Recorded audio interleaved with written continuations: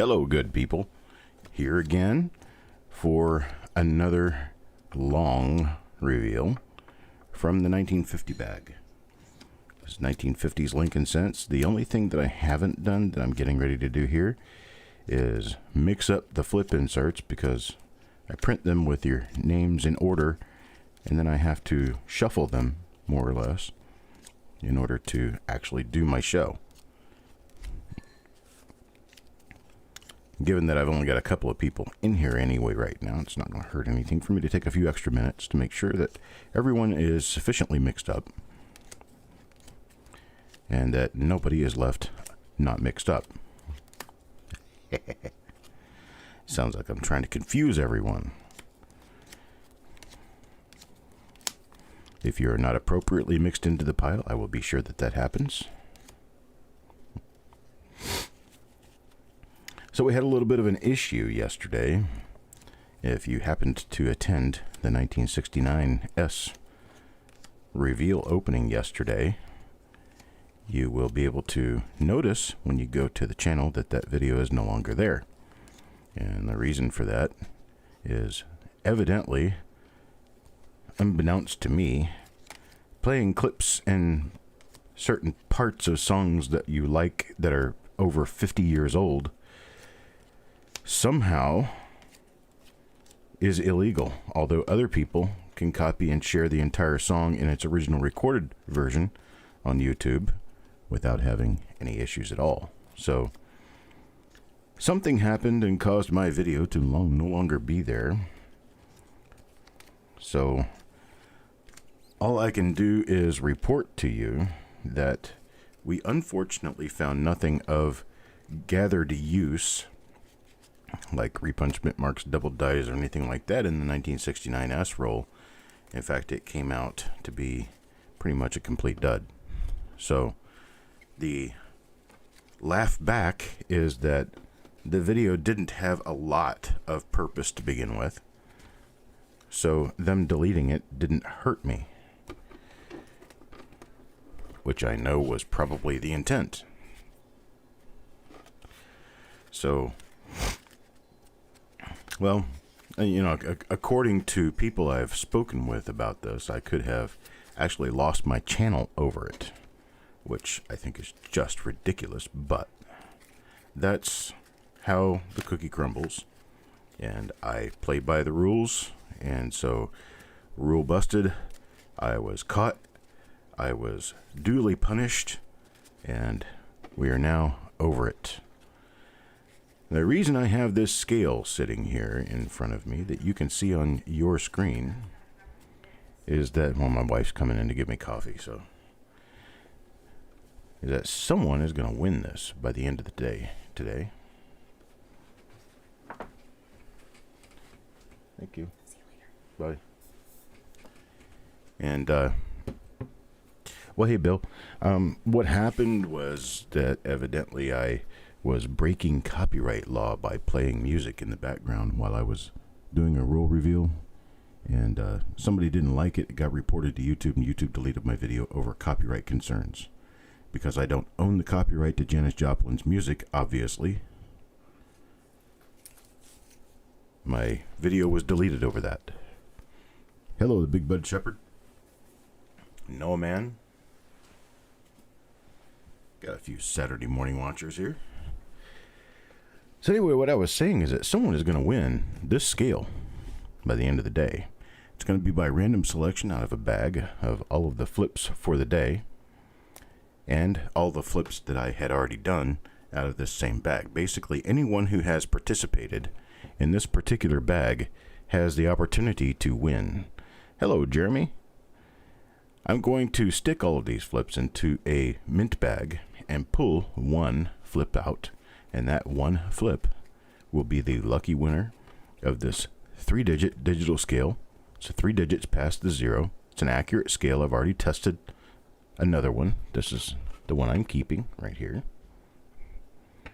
And this penny right here, which was discovered while I was showing off the scale yesterday, it is a very heavy Lincoln cent. I have absolutely no idea why, but this coin right here weighs over 3.3 grams.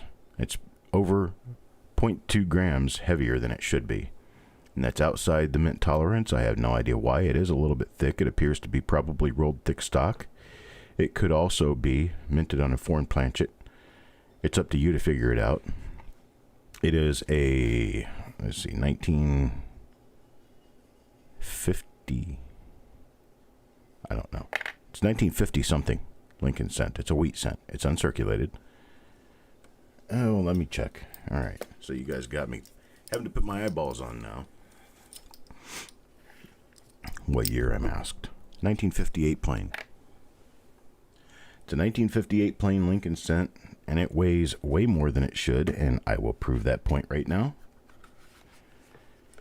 Hey, we got 18 people in here now. Here is my copy of the exact scale that somebody will win today. And just to show you that it works, this is a normal Lincoln cent right here. And it weighs in at 3.100 grams, which is exactly what it should weigh. 3.100 grams. Now, I did find out that by weighing a number of coins, that there is a little bit of levity in the weight of a Lincoln cent. They go for roughly 3 grams up to 3.2 grams normally. So you can be 0.1 grams off, right? So this one's not off far enough to make a difference. Okay? Now, let's try another one here. This one is rather heavily worn. This one has a lot of wear on it. So it is going to naturally weigh a little bit less. So there's 3.01 grams. Okay? So at 3.01 grams, you're still within the normal tolerance, right? This is the coin someone's going to win today. This one right here. Watch it weigh in. Whoa. 3.31 grams. Right? That's way overweight. Okay? That's overweight by a full tenth of a gram. Now, here's another one that I found. This one's underweight. It's under thick, and it's underweight. This is 1957 plain. Look at that. 2.81 grams. That's way off to the low side. So given that this one's way off to the low side, this one's probably minted on rolled thin stock, or possibly a foreign planchet, or something that doesn't really mean Lincoln cent, right? So that's just to show you that this scale is a good scale, and someone is going to win it today. So with that to win, and they're also going to win this coin. So I'm going to put this coin in with the scale, and we're going to do that by drawing at the end of the reveal. I have a dog sitting next to me.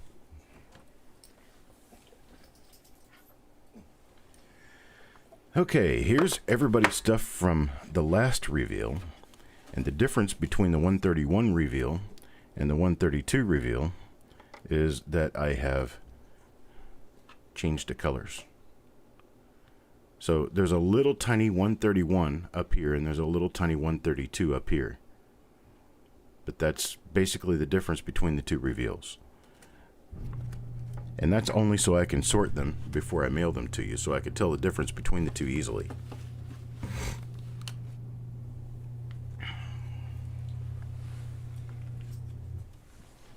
Well, Jeremy asks me a very pointed question. That's a very valid question. What inspired me to weigh these coins?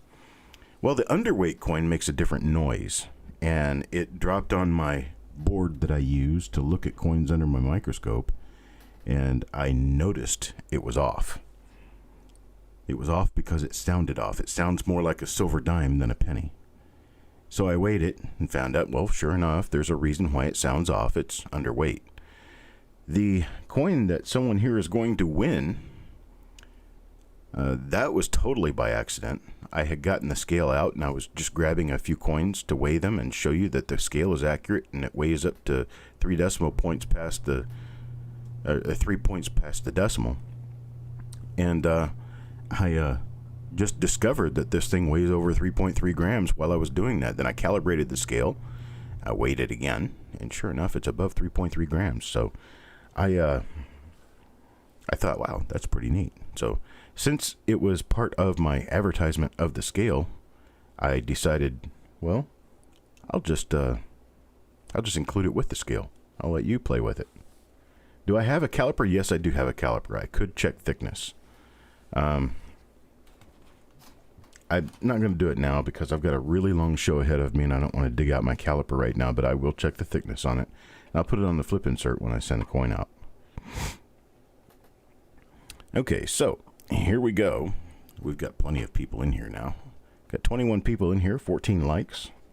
And I'm going to go ahead and get started. I'm going to put all of these in a stack all together.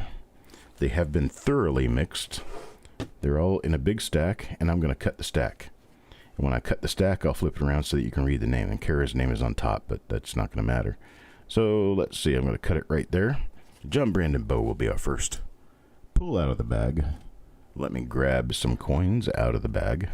Now, just as I was doing for other people, if your coin is just messed up, and I just don't like it because it's just messed up, I'm going to put it away and grab another coin for you. If the coin is not messed up, it belongs to you. If the coin is messed up and has a variety on it, like an RPM or a double die, I will ask you if you want me to keep the coin or if you want me to toss it back and get another one. That's the rules. And so here we go.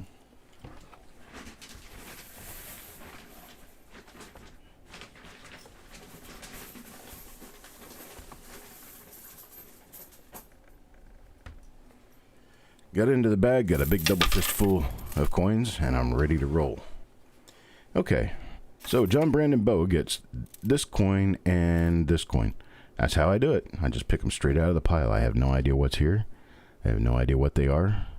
But we're going to find out, right? This is a 1956 D, first coin in the pool.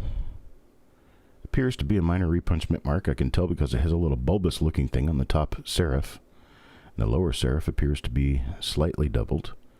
I don't think this is going to be a listable one, but it could be.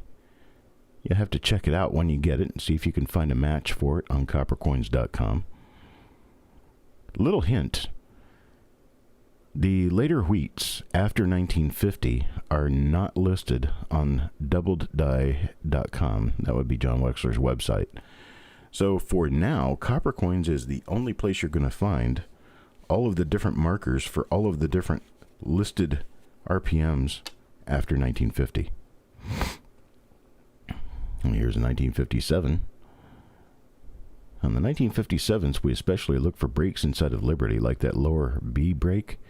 But we're also looking for double die reverses because 1957 is known to have a couple of different double die reverses. And so far I haven't found anything here.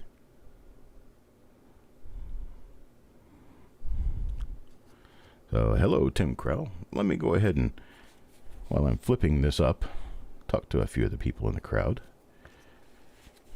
Eddie Jams. Jessica's here. Hello, Jessica. She's going to be going out shroom hunting sometime today, probably. Eddie Jams. The strikes on the coins that I weighed that are off are actually quite normal looking strikes. If you just look at the coin, you would never know there's anything wrong with it.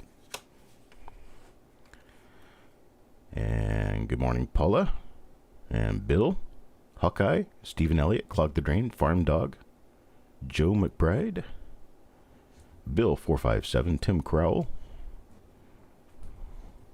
We got a lot of people here. Yes, I saw that there's a lot of shrooms popping up there in Iowa. Right now, you're not corn-fed, you're shroom-fed, because the corn doesn't come out until later in the year. Justin Bussmann is next. Let's see what he's got for his first coin. There's a 1958D. There's a large die gouge scrape on the bottom of the vest, but that's not really a big deal. No doubled eyelid. It doesn't appear that I have a doubled die at all on the obverse. Let's flip it over to the reverse and see if I have anything there. And I do. It's a very weakly struck coin that you can see. Actually, it's not weakly struck. This is a good lesson. You see the O in one? It is actually complete. It's a little bit weak, but it's actually complete. Now you look down here and you see these ends. They don't look complete at all. It looks like you got a really weak strike going on. See the bottom corner of the E? It's just about not there. But if you look around the edges of the design look pretty much normal, including this area up here, which is usually very weak during a weak strike because it's exactly opposite the shoulder of Lincoln on the other side, which is a very high relief area. Now, this is also a rather high relief area, but it's not as high in relief as this area right down here. This area right here is exactly opposite where Lincoln's ear and the hair above the ear shows. So why are we weak here? Why is this weak and nothing else is? Well, here's your reason. See those die scratches? There was a clash or something, damage to the die or something there that they decided to polish out. When they polished it out, they polished too much of the field away and started taking away from the letters in that area. So this is heavy die polishing is what caused this. This is not weak strike. This is heavy die polishing. So there's little clues that they leave behind on everything so that you can tell what's what. And those little clues right there, those little die scratches tell me this is due to heavy die polishing and has nothing to do with the strike itself. So there we go, little lesson. We got nothing else on that coin though. Let's see, another 1958D. And this one's a 58D that has, it's spotted, doesn't have anything on it. Let's see about the reverse. Yeah, well struck coin, but it has a circle of death here. It was at the end of a roll at one time. You can see that running right over the wheat. That's a scrape mark. There's probably more of it. Right there, right over here.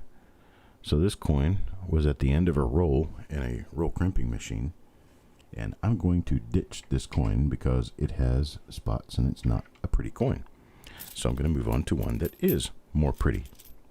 Let's see what we get here, and this will go to Justin Bussmann. This one's actually a pretty nice looking coin, and it is not an RPM. So given that it's not an RPM, I'm going to keep looking. I'm going to look for the eye. I'm going to see if there's a double eyelid, and there's not. And there's no doubling up here.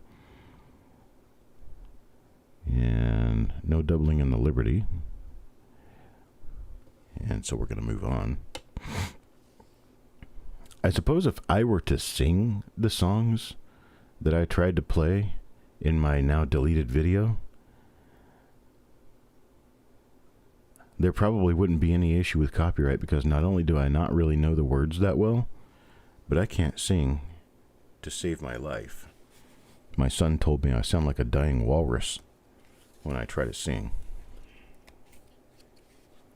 Oh, unfortunately, I'm on Top Chat. I need to move to live chat. Did somebody ask me a question that I should be answering?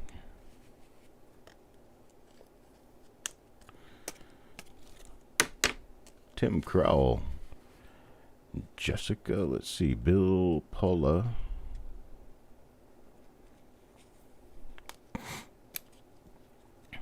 How do you know I'm on Top Chat? Did somebody say something and I didn't get to them? Progressive indirect die transfer. It would have somewhat of a similar effect. However, the effect that it would have would be more of a design transfer rather than a field full of scratches that have taken away from the design. Now, there is a good possibility that they were trying to remove some extra marks left behind by indirect design transfer. And they just over-polished the die. But the reason for the missing details is the over-polishing in this particular case. Case to case, they could be different. But in this particular case, that was the issue. Hello, Randy. We're looking at a 1956 plane for Starbuck. And for those of you who have not attended lately and did know that Starbuck had been in the hospital, he is fine now. He has been out of the hospital and been attending our shows. The T in cent in the last coin. Well, let's see this. It had a die, probably had a big die chip on it, just like this one does. That's pretty common for the late date wheat cents to have that. They overused these dies to the extent that Actually having damage to the dies is rather common, which is kind of disheartening, but true. Okay, that's Starbuck's first coin in this flip. Let's go to his second coin in this flip. Going to say a 1958D here with a little metal flake. You got a metal flake out next to the 8. Little thing's just standing up, waiting to be pulled off. It reminds me of like you know how when you get sunburned and you start to peel? It reminds me of one of those little flakes of peel. It just wants to come off. It's inviting me. It says, here, pick me, pick me. But I'm not going to, because I don't do that. Hello, Hector.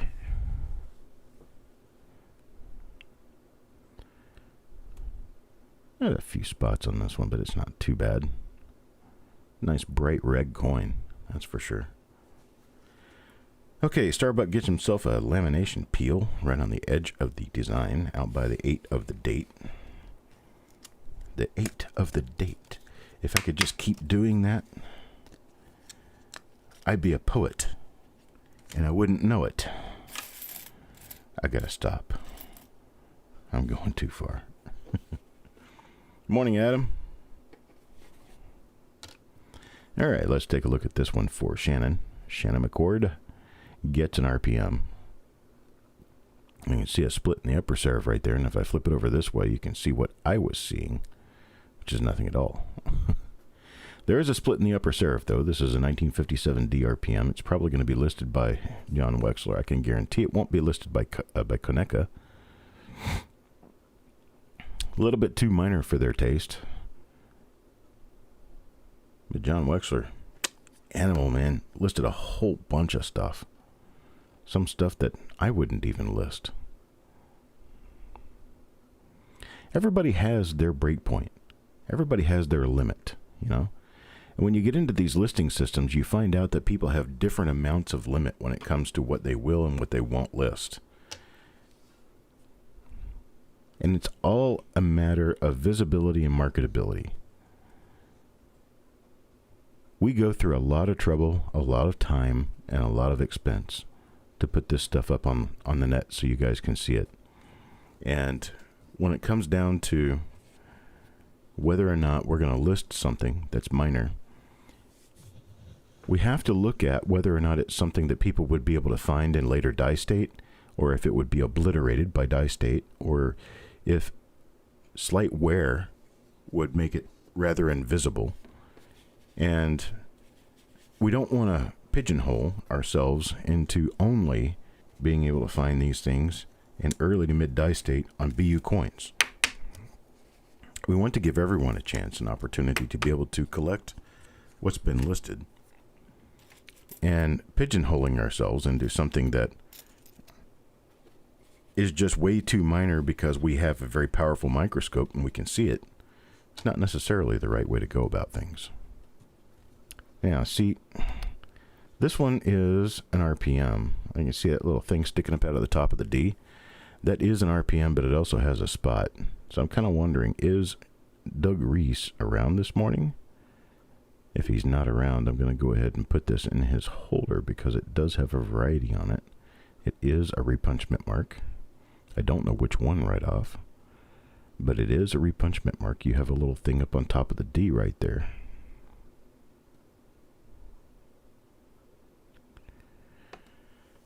But the limits to which someone will go when they're listing something is it's a matter of exactly what does someone want to deal with. What will they deal with and what they will not deal with. And that was a baby lamb on the tee. I'm sorry, Big Shepherd, I didn't get to you. Was a little tiny baby lamb, little peel on the tee of trust. Hey, looky there. We got ourselves a nice doubled eyelid right there. That's a 1956 plane. It's a nice doubled eyelid. This one's going to go to Doug Reese. So he got a RPM on one coin and a doubled eyelid on the other. Now, just for conversational sake, I'm going to go ahead and hand that to him. Give him that RPM so that he can show the kids or whatever before he spends it or whatever he's going to do with it. I happen to like it enough that I wouldn't want to toss it.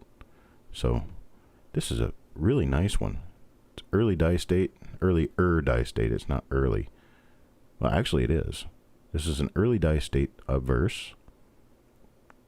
Let's zoom in and take a really close look at it because these things are just cool. Nice and cool up close. There it is. You can see it quite well. Turn the right angle. Dog, get off my bag. He walked right over the end of the bag to be sure he's sitting on my feet. All right, so there we go. There's a really nice coin going to Doug Reese. Jessica is just sweating bullets. She's like, I want to attribute that. I want to attribute that.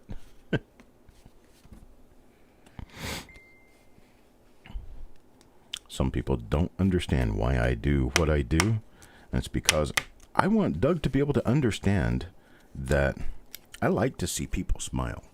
I like to see people enjoy their collections. I like to see people find good stuff. Why would I want to try to hug all of it? Ooh, that's a nasty looking coin. I'm going to set it off to the side there. Here's a better looking coin. Sing J. So when it comes to this stuff, I just love to share this stuff. I bought this bag just for the sole purpose of being able to share the coins with other people. I have nothing on the obverse of this coin. Hey, yeah, Jessica says truth. There is a certain amount of truth in that for sure. Issue I had last night, Jessica, has more or less been taken care of, but I have conversation that I need to have. And I would like to speak to you at some point today. I don't know exactly when that's going to be possible. We'll try to make it possible.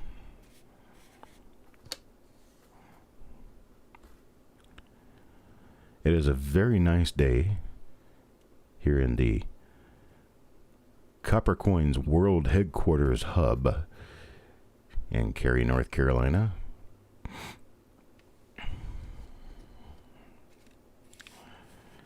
It's the Copper Research Center of the world. We're trying to figure out whether having pounds of copper in your house has any medical benefit. We're doing a study of one. It is a blind study because I have no idea what I'm doing. Thomas, or Thomas. I love picking with people. I just love it. It shows I like you.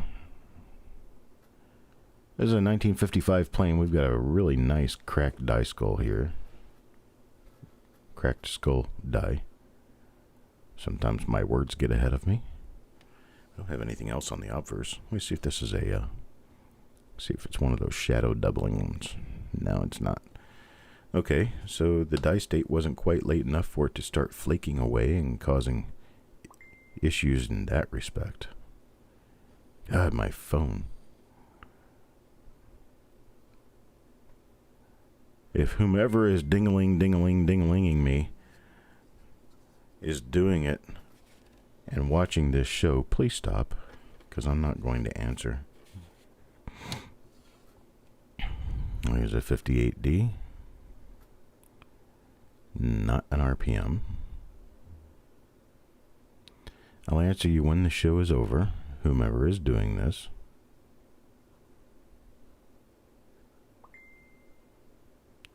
Hello, Sarah Gordon.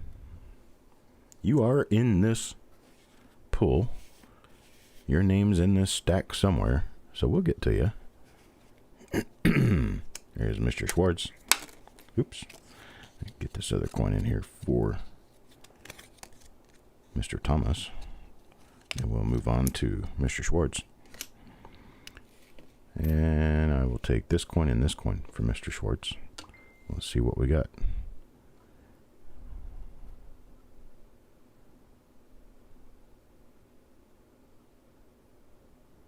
All right.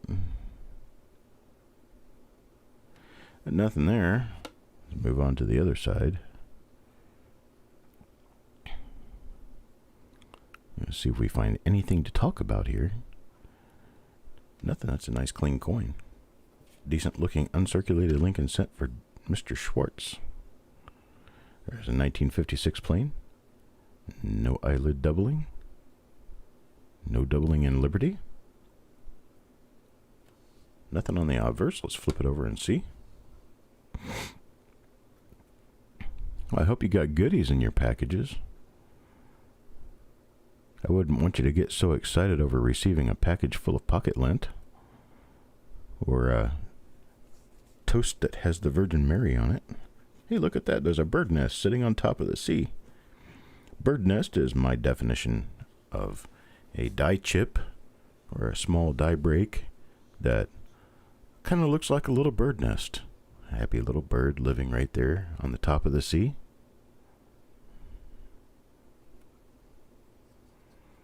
eBay is addictive.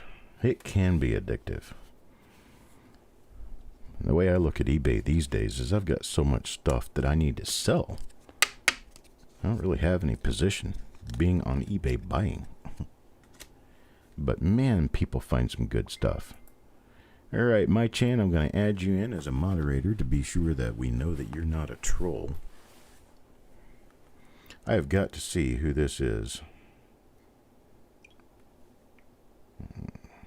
Yeah.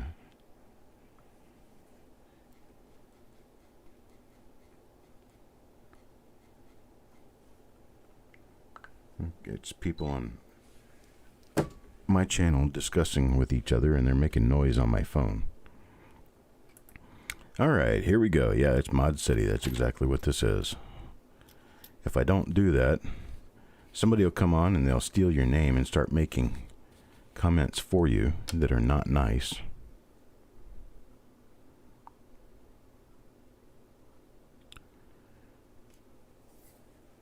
Let me turn the sound off on my phone. Maybe that'll help. There we go. All right, you guys can go ahead. I've got the sound turned off now.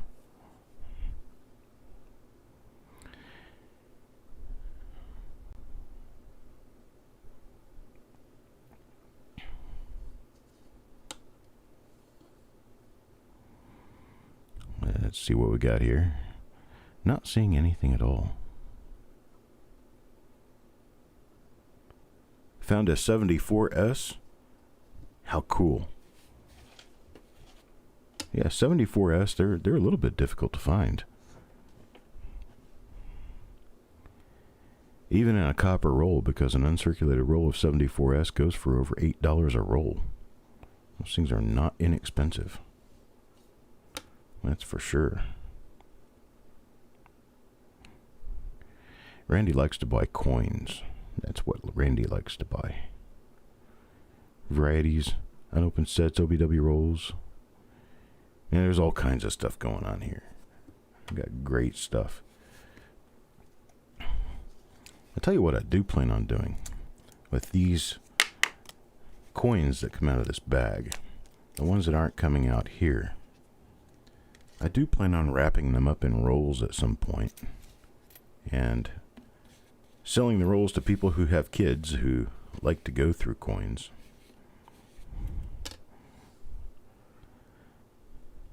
Let the kids have a chance to find some uncirculated coins and fill up their late date books.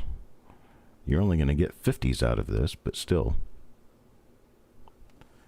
Any coin in the 50s is fun for a kid, that's for sure. I mean, this coin's 70 years old right here.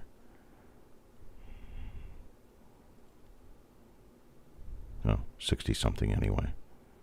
Not quite 70. I'm going to chunk this one off to the side because it looks like it has maybe just a little bit of wear on it, and there's nothing else on the coin, so I'm going to save Jeremy the effort on that one, and then I've got another one here. This one's just nasty. Yeah. That's gross. So that one's going off to the side. And let's see. This one looks a little cleaner. 1957 plane. A 1957 plane Lincoln cent.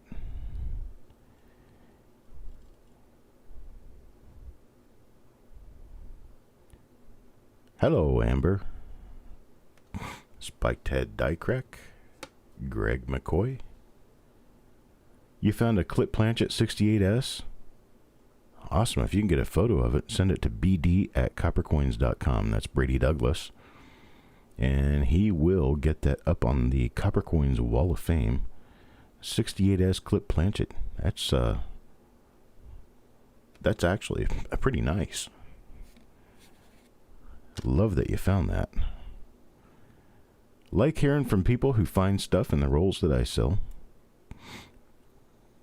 This one has what they call a 55 poor man's double die. It's not actually a double die at all. It has to do with die wear.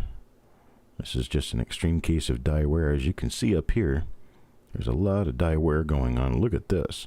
This thing was just about to explode. Look at all the cracks on the head. And nothing else on the obverse of this one. Yeah, it's ghost doubling. Same thing as excessive die wear, or what they call a poor man's double die. Back in 1955, when the double die was discovered, people all over the country were hounding through their change looking for the double die, and a lot of people found these, and they took them to their coin dealers thinking that they were going to make a mint on them. And, well, that didn't happen to work out, because the coin dealers got smart to it pretty quickly and figured out that these were very common. And so they were having to turn people down and tell them, no, that's the poor man's version. Poor man's version because nobody's going to buy it from you. So it became known as the poor man's double die. These days you can find nice uncirculated examples on eBay and in magazines for a few dollars a piece. Or you could just buy a couple of rolls of 1955 Lincoln cents and be sure that you're going to find plenty of them. This one appears to be a very minor repunch mint mark. It's not going to be one that I would list, but it could be something that might be listed by others. Can't really tell you one way or another, but it is a very minor RPM. That much I can tell you. Ryan Havoc will get this one. Okay, my dog has his chin resting on my leg, right up at my knee, and he's decided he's going to work on trying to get my attention. For what reason, I do not know, but I gotta show this to you. Let me very quietly switch over to my camera on my phone.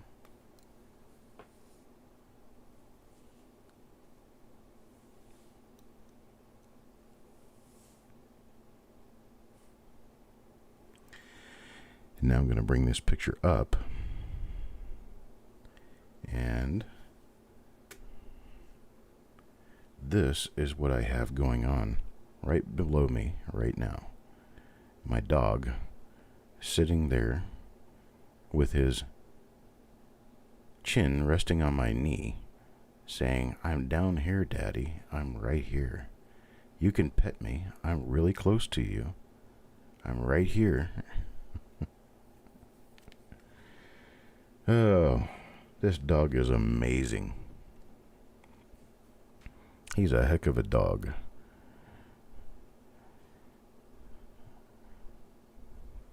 Have a question for me, Tim Crowell. What should I do with the mounds of coins that are super nice looking but have no variety or error? Dates are 30s through 70s. I have hundreds. Well, there's a number of different things that you can do. I would probably separate the wheats from the non-wheats, and I'd probably wrap the wheats up and save them for a while. There could be a value spike in them at some point. They could actually go up on eBay and make you a little bit of profit. Another thing that you can do is you can find a youth numismatist out there somewhere. You can donate them to, or you can sell them for face value or something close to it and give them a good bargain and get them started in coin collecting. That could be something else that you could do. You can wait for National Coin Week to come around. National Coin Week will be, I think it's next month, or is it this month? We've got National Coin Week coming up, and when National Coin Week comes up, it's a good time to put them out in circulation and see if anybody finds them and reports them. Hey, look at that. Got a 1957D RPM number 7 here. Cute looking RPM. It's got a nice bit of duplication down there on the bottom of the mint mark. And this one's going to be going to Ryan Havoc too. So Ryan Havoc got himself a Very minor 1956 DRPM. That's kind of a little spotty, but still an RPM. But this one's a more major. It's one of the Kaneka listed RPMs. It's RPM number 7, 1mm007. I'm sure Wexler listed. I don't know its number.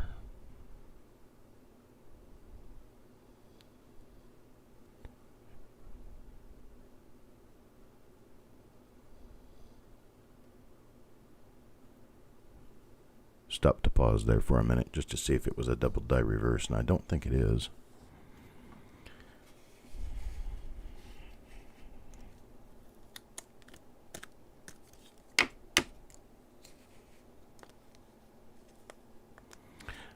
What was the question? Bill 457? You can take videos with your scope. Okay. Got a 1909 S over horizontal and about good. About good? What could you get for it? Apollo's about right. $50 to $75. I missed that question, sorry.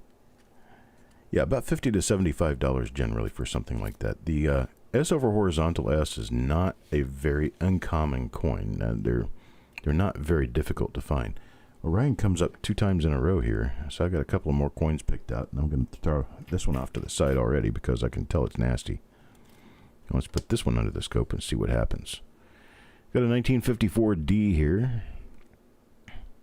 This one's spotty, so if it doesn't have anything on it, I'm going to move it off to the side and just keep going. I'm not seeing anything on the obverse, and there's generally no double die reverses for 1954D. So we're probably just going to move this one out. Yeah. I'll move this one out and bring in another coin. Let's see this one. Okay, it's a 1957 plain. Look for a doubled eyelid. Look for doubling in Liberty. And then look for that double die reverse. There are a few different double die reverses for 1957 plain. They're not highly elusive, although they are somewhat difficult to find.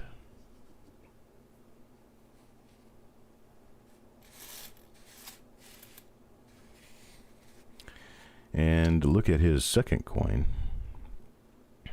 1958 plain.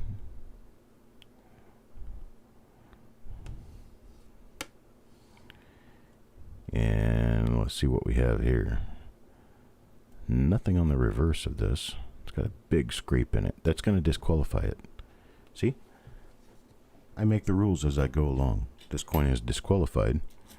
So let's move on to another one. See if we can get him a nicer, cleaner looking coin that has something on it. Well, here's another 1958 plain. No doubled eyelid. Now the dog's laying down. He decided that putting his chin on my knee wasn't going to help anything. And man, that just made him tired.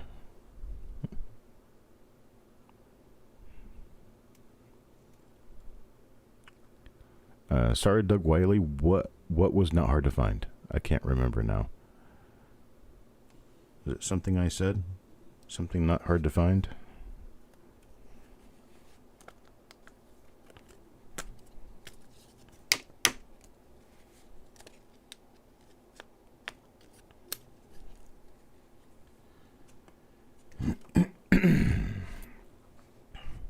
Okay, Clog the Drain comes up next.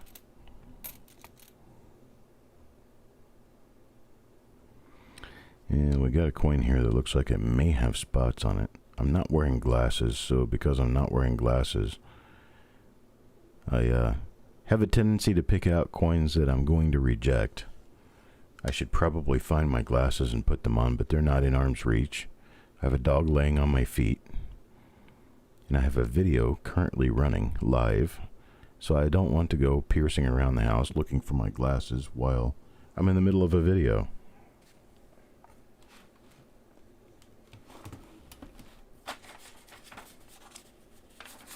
Okay.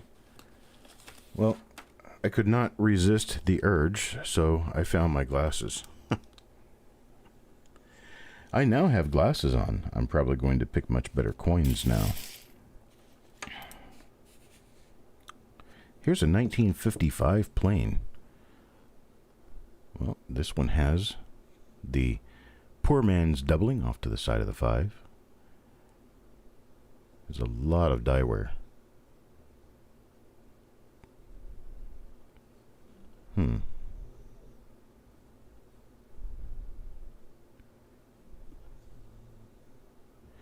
There is a pretty nice double die DDO number 2, known for 1955, that comes in late die state as well. And they're a little difficult to discern from normal coins that have a lot of die wear, simply because, oh, see, this coin has spots. So I can toss this one.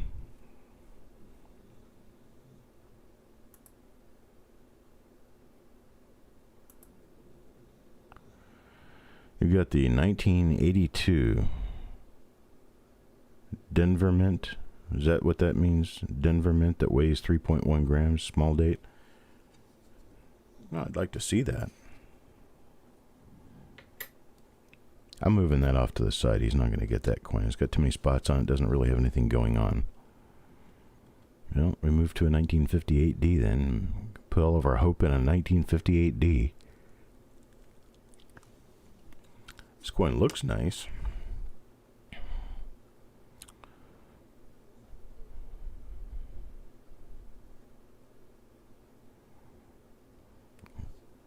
But it has nothing on it. But it's not spotted and it's not messed up, so we're going to have to send it to clog the drain anyway.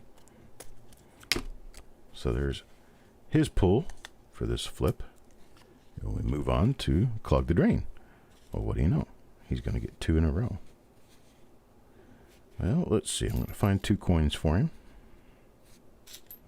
Try to find something with a mint mark so we have a chance. Here we go. Have a chance with a mint mark here. Oh, look at that. That is a big old die gouge on the front of the vest out there.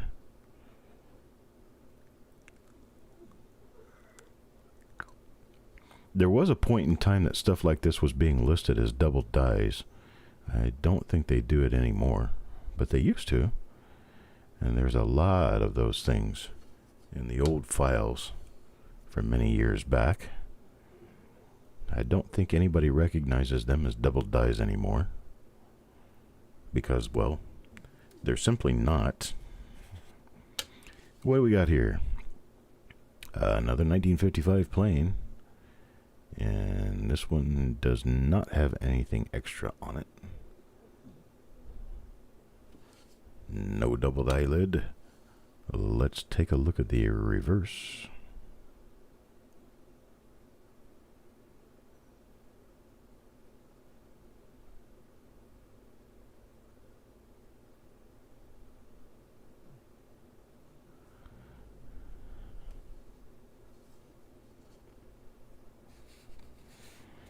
All right.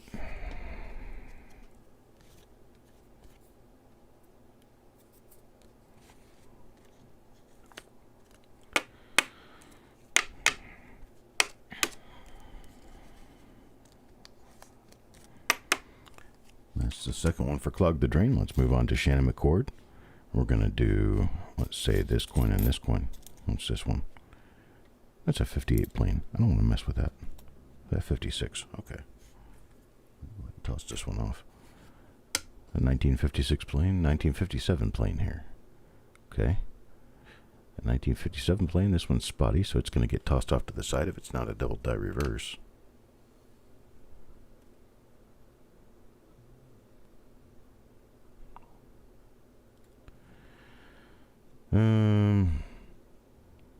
Really deal with uncirculated coins. I could only roll search.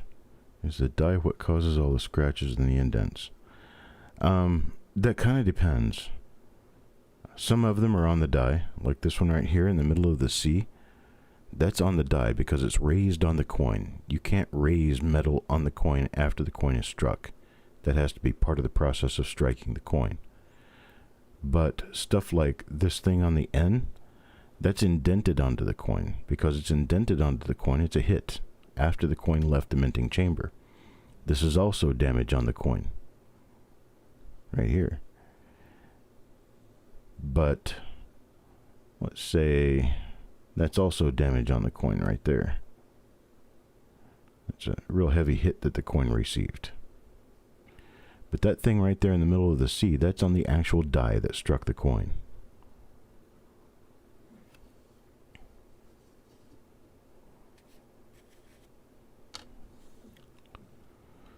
And a 1956. Oh, crap. I've got the mail. You guys are going to have to give me a minute. Go ahead and take a 3 or 4 minute break. I'll be right back.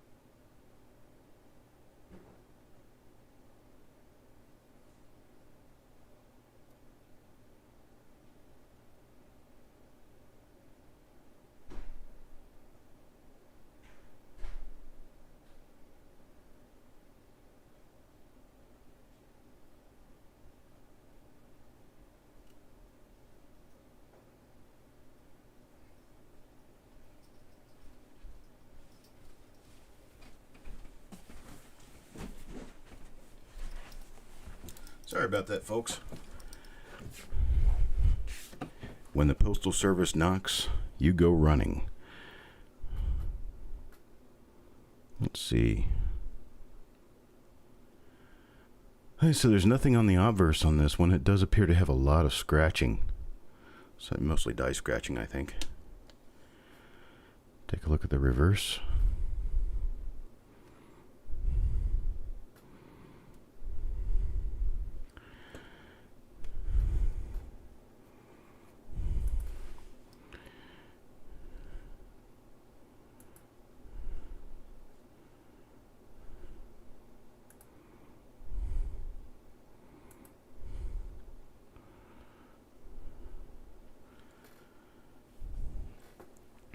Go. I didn't really like with the direction that Douglas Wiley was going. I got rid of him.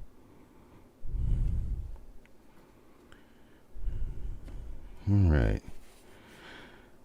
Do I have the 1955 DDO in my collection somewhere? I don't really have a collection. What I have are binders full of die varieties that have either been sold to me, given to me, or I have found over the years that might be difficult to identify without an actual coin in hand. So they're the more minor ones. And I don't keep the major die varieties because I don't need help in the sense of an actual coin to identify another one. So I don't keep the major ones. I turn them over.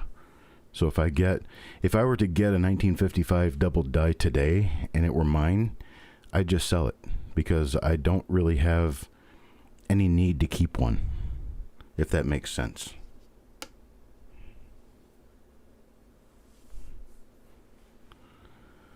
Yeah, if you come in here doing self-promotion stuff and you're not really paying attention or being a part of the conversation, I'm just going to get rid of you because I don't really care for people self-promoting, especially when they haven't asked me about it first. If you got a channel that you want to promote on here, all you got to do is ask me. But, yeah, no, this one's too spotty. This one's ugly. I'll move it off. After I look at the reverse real quick, I can't resist that urge. Okay. I'll move on to another coin here. That one was not pretty. Sandy needs to get the pretty coins. This one's okay. Doesn't really have anything on it though, except a fingerprint. Yeah, if you've got a channel that you want to promote, I'm all about promotion. I'm all about cross promotion with people. I'm good with that. It's not the promotion that bothers me. What bothers me is when you barge in here, you have nothing to do with the conversation going on in the chat. You have nothing to do with the subject of the video. All you're trying to do is make sure everyone watches your videos, and you're not asking any questions. You're not even talking to me. All you're doing is trying to promote yourself. You're gone. Bye.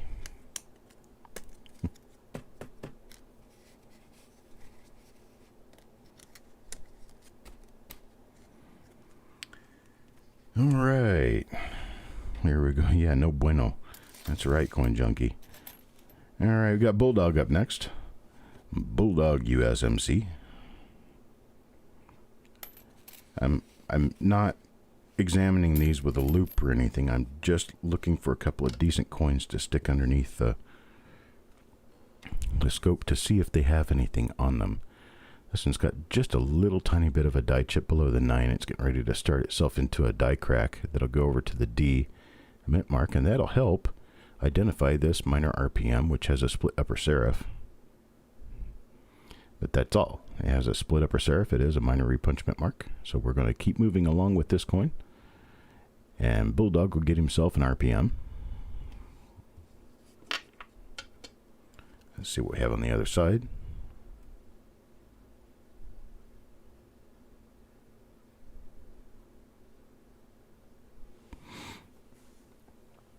That's right, 7 hours from now.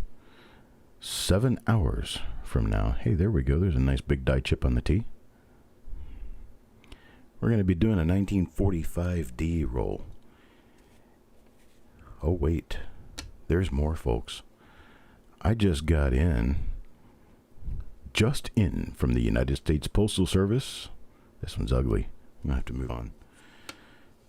I've received like 4 boxes of coins today from different sources. I've been busy. Been busy buying. Yeah, four or five different boxes of coins. And I have a number of new rolls to go through the reveal process with, including 2 1941 rolls, original 1941 uncirculated rolls. I have 2 original uncirculated 1942 rolls. So 1937, 1937D, 1939, 1940S,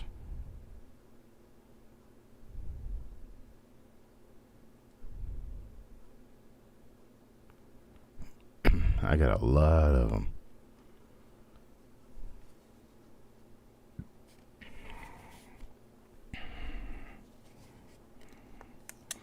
All right, Bulldog got himself a couple of normal Lincoln Ends.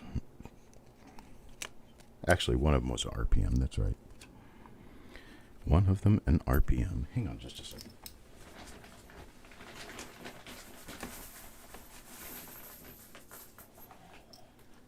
Another scoop of coins out of the bag.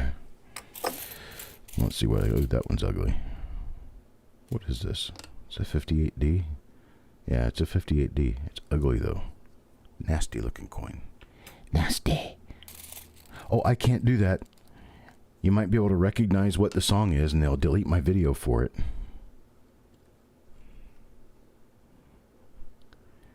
Of course, if I changed the words and changed the tune and sing it in my own voice.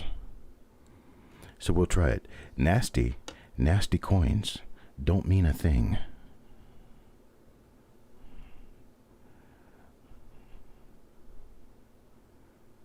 Is that how we work that? I don't think there's going to be any copyright problem with doing that.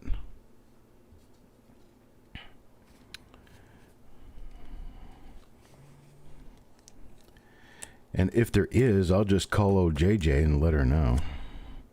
I'm not going to say her name, because if I say her name, that could be a copyright infringement. How petty is the world these days that you can't simply play music that you like in the background while you're doing a reveal, and somebody doesn't get your video deleted for you.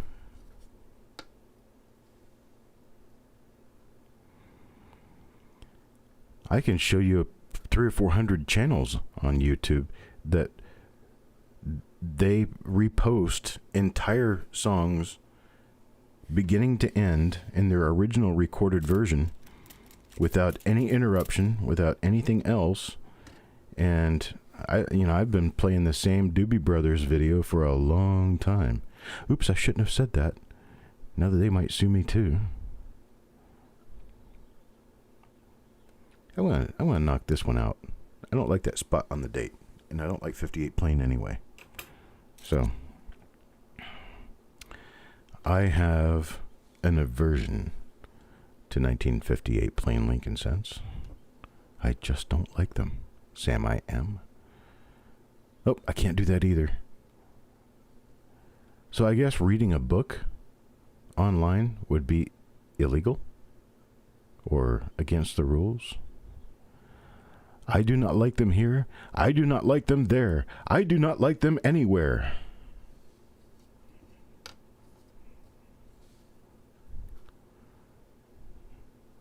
I say bleep on their rules.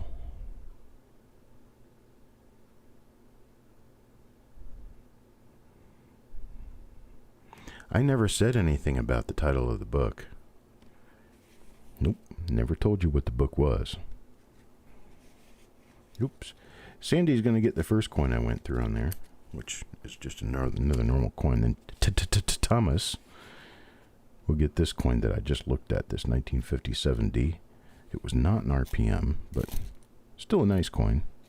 We're going to look at another coin with a mint mark on it. This one is another 1957D.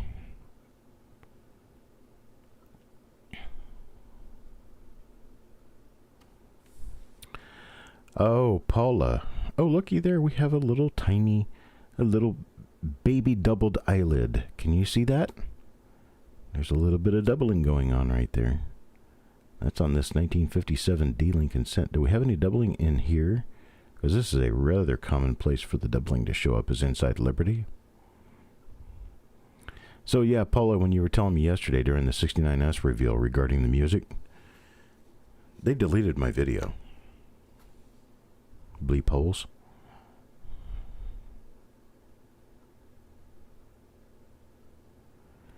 My Chan, I've been doing this for many, many years. Talk about somebody looking at coins under a microscope. I've probably done it quite a few more times than a lot of other people have. So when you come right down to it, yeah, I got a really good eye when it comes to this stuff. I can pick the most minor of minor. Yep, they deleted my video. So if you're looking for the 1969S reveal, you're not going to find it because it's been deleted.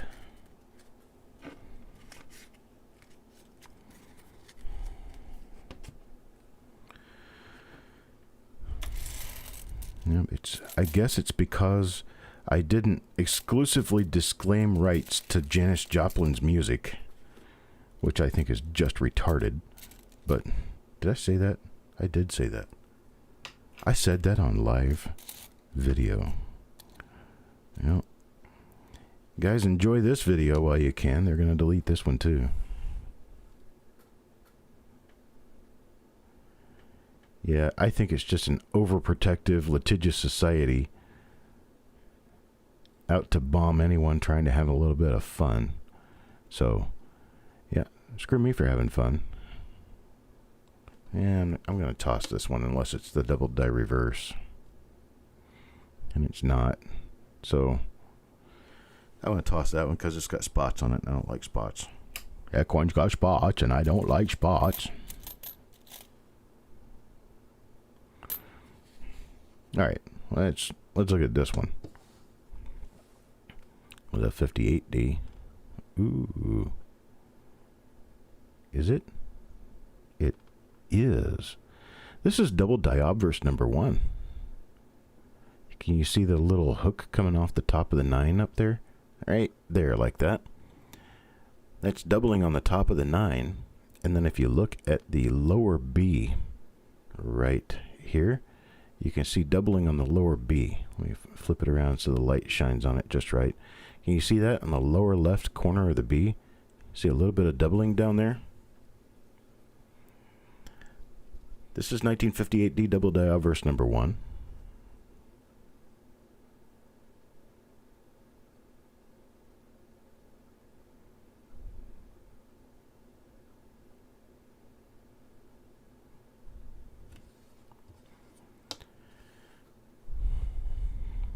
So it's got a few spots on it, but I'm telling you, this is a decent double die. We've sold these things for over $10. So there you go, John Brandon Bow. Got yourself a nice double die. 1958D DDO number 1.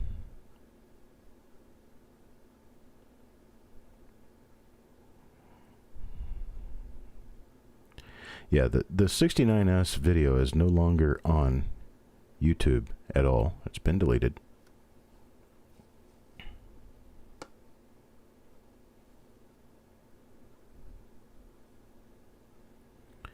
I don't mind artists getting royalties when you're actually using their music for entertainment purposes. And I was not broadcasting their music to entertain you with their music. I was doing it as a fact of 1969 history. My purpose was not to play music for you to dance to. My purpose was to give you a flavor of the year 1969. But my purpose goes unwarranted. Yeah, I thought that was a spot. It's also where. It's an AU coin with a spot. Bye-bye. Goodbye.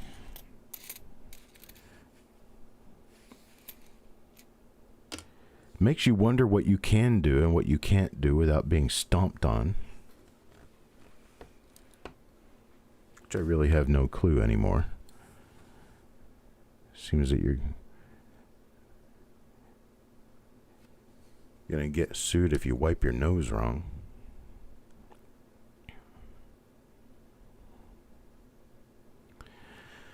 So we have to just go on through life watching my reveals with my voice only and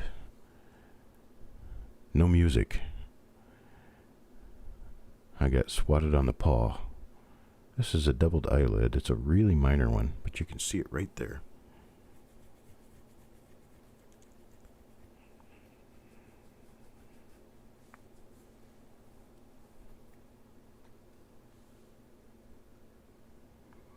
Bit shoot. The problem with doing that is you move a channel over like that, and like something like what I'm doing here, it would take a long time to build a viewership like I have here on YouTube.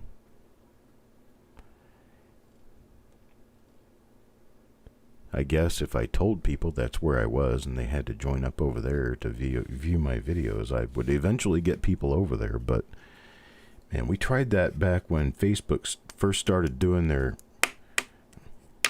real actually stupid move of telling people they couldn't sell coins on their website. We went over to MeWe.com and started groups over there and started doing sales over in MeWe.com. And we just couldn't get followership. We just couldn't get the people over there. They were too enthralled with sticking with Facebook and wouldn't move over to MeWe. There's a minor RPM for you. You can see that split right up on the top of the serif there, the upper serif. Let's look at the lower serif and see if we have anything there. And I'm going to say no, not on the lower serif, but you do have something minor on the upper serif right there. So you can see it right now. Let me zoom in on it. Let's make it easier to see. Yeah, MeWe was okay. It just, for a business person, it just didn't have any draw. There you can see a little line running along the lower left edge of what you're looking at there on the upper serif. That is a split in the serif. So this is officially an RPM.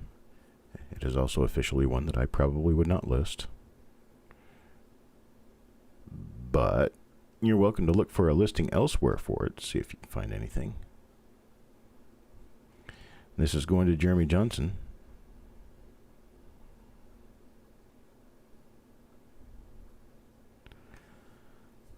Look at this 5.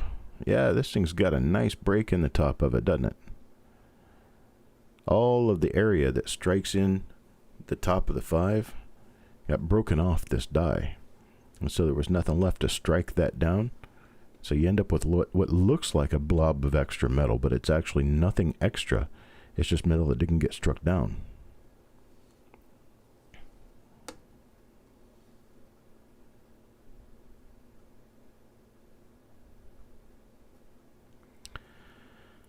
Yeah, so I have a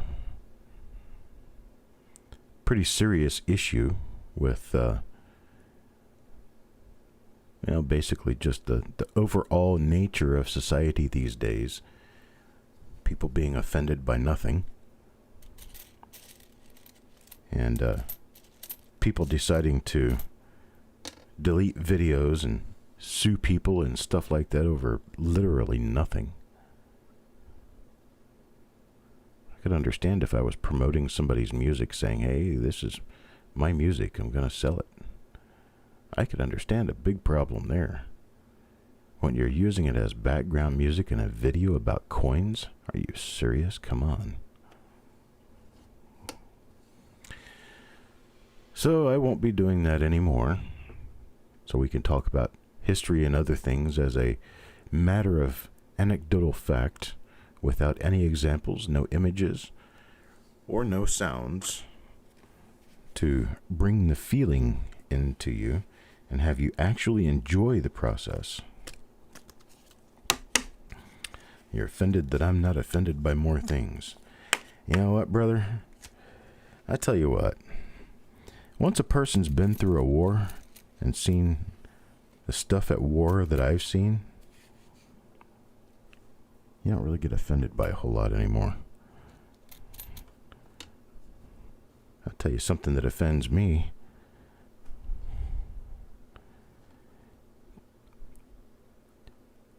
People who protest war by protesting those who volunteered for the defense of our country and get assigned to go to war. And people who come back from that kind of a situation, and you've got these, they're new age beatniks is basically what they are. They're snowflakes who decide that war is just wrong no matter what, and it's your fault for going there and fighting it. We're reliving Vietnam all over again, right? Jeremy, nobody got anything really worthwhile out of the 69S reveal. Unfortunately, I didn't find any RPMs, no double dies, nothing of any real value, and the coins were not very high quality, so there's no high grade coins. They were pretty decent coins, but there's nothing high grade in there. So then deleting that video is only going to cause questions about why the video is deleted, not necessarily questions about the coins, because the coins were not that wonderful. Okay, Carabelle gets a couple of normal coins here.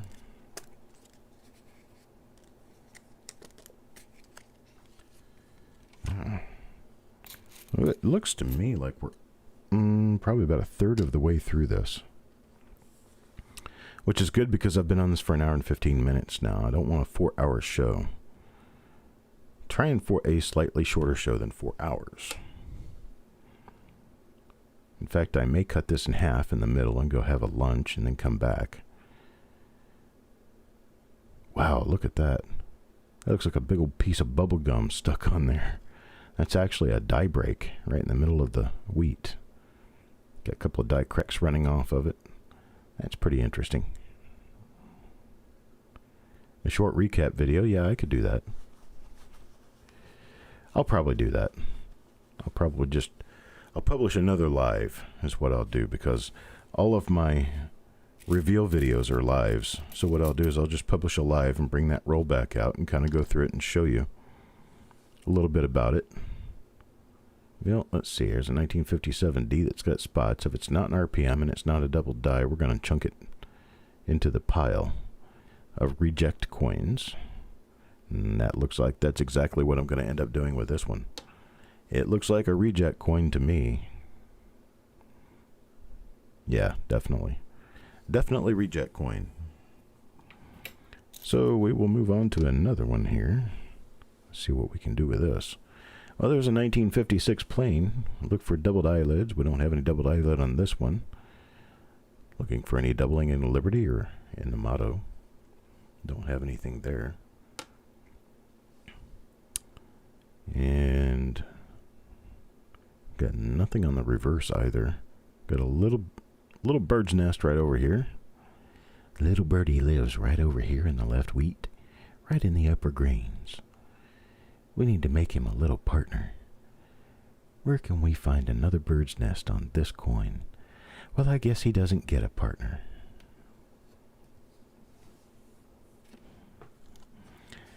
And SRK Iron Man gets a nice little coin he can tell a story about.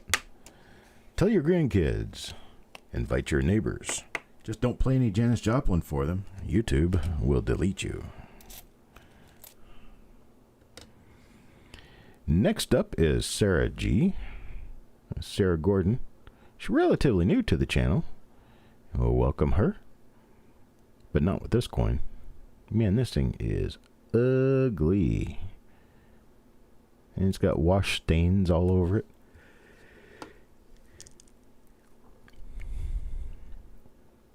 Yeah, I think I want to get Sarah something a little bit cuter, I think. Reject this. Reject. Let's say, here is a coin with a mint mark. This is a 1956D. This one may be a little more exciting. Don't see anything there. Let's take a look. We do have a die chip in the 9, so that's pretty nice. A little die chip in the 9 of the date. We do have a big crack on the head, couple of big cracks on the head. We got no double die here, a couple of little spots. No hub doubling. Hub doubling and double die are the same thing. Double die is the result of hub doubling. So don't ask someone, is this a double die or is it hub doubling?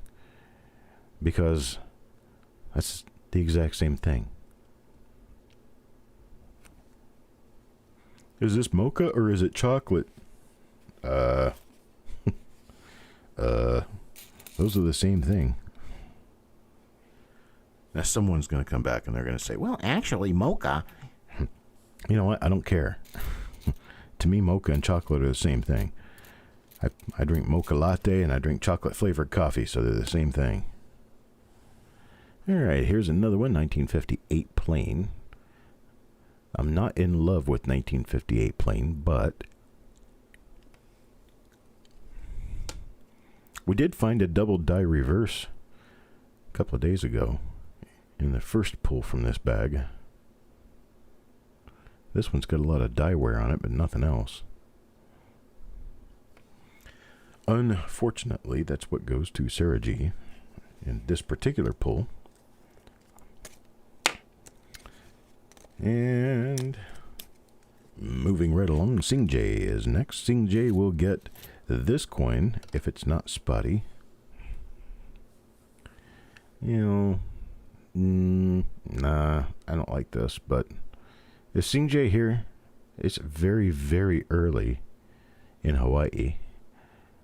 But I just figured that Sing J might be up drinking his coffee and want to respond to me as to whether or not he'd like to keep this cracked skull coin that otherwise is not pretty, or if he wants me to toss it back. I don't think he's here. Hi, Carabelle. I think I'm just going to toss this one because I don't like it. If I don't like it, you don't like it.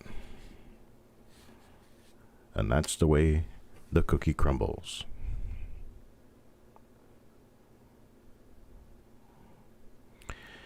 So is even making a mere reference to like a movie, is that also against the YouTube rules? Because if I make a mere reference to a movie, am I going to get my videos deleted for that too?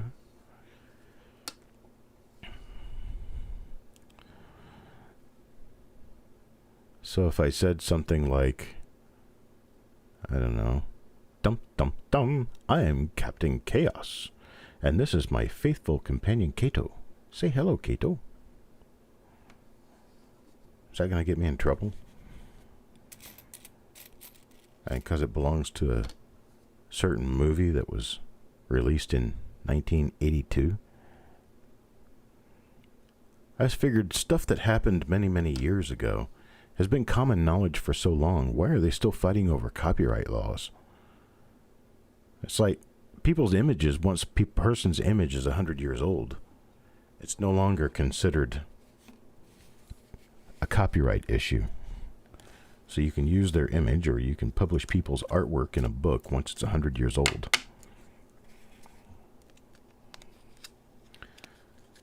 That's right, Coin Dragon. You got it right, my brother. There's a certain movie published in 1982 that included those lines. I'm not going to ask what the movie was, because then I would have to acknowledge the title of the movie. But if you take an artillery thing and you put a ball of metal inside of it, and you shoot that ball of metal, that ball becomes a... You guess it on your own. I don't want to see your answers. Hey, looky here. There's a nice RPM. A nice 1957D lower split serif. It has an upper split serif as well. Let's see if it has a doubled eyelid. No. Is anything else going on anywhere else? And then the second half of this movie's name is when you walk so quickly that you're no longer walking. You are... And you put that ball of metal that comes out of a artillery gun together with not walking, but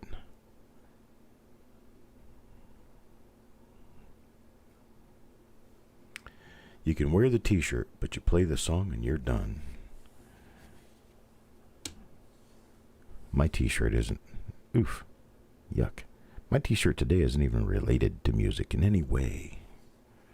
Not related to motorcycles either. Well, okay, it is related to music, but it's such a backwards relation to music. Some people wouldn't even see it as being a relation to music.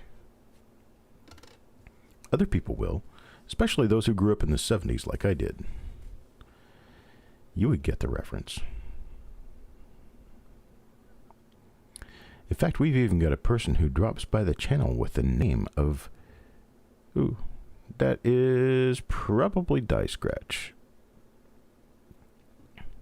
I'm going to call that an errant Die Scratch because it is more parallel to the Die Scratches that I see than it is to the eyelid. I'm going to call this one just a Die Scratch. Unfortunate little Die Scratch right over here. Music is in your blood. You'd like the t-shirt that I've got on. My mother sent it to me as just a little hi, how you doing gift, because I've been away from the state for quite a while. But I'm from Missouri, and I've been away from Missouri for a long time now. And Mom decided to send me a shirt that had Missouri on it. So I get this.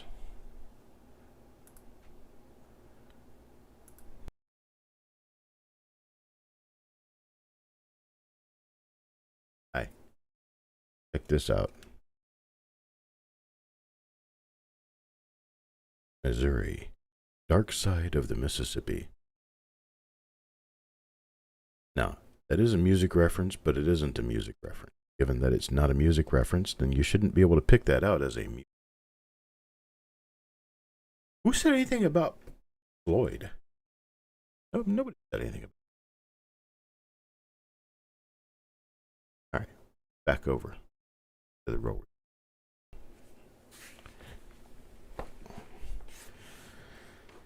So yeah, you'll also notice by checking out my appearance, and you'll have to go back and pause the video where it's showing me, you'll notice that I haven't had a haircut in 2.5 months.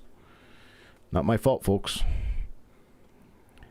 I can't help that the governor decided to shut down my hair place because they think I might get sick by getting my hair cut.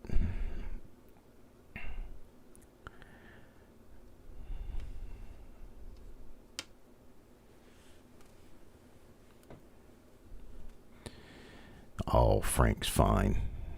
Frank's not going to get me in trouble. I'm going to toss this one. That's ugly. Ugly coin. Got no place with me.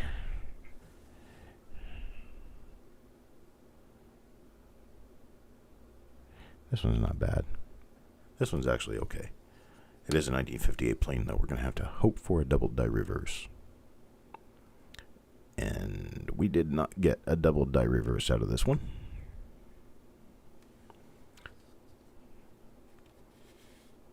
I hope Thomas doesn't mind my little jokester attitude when I say his name. I don't say Thomas, and I don't say Thomas squared. I say Thomas.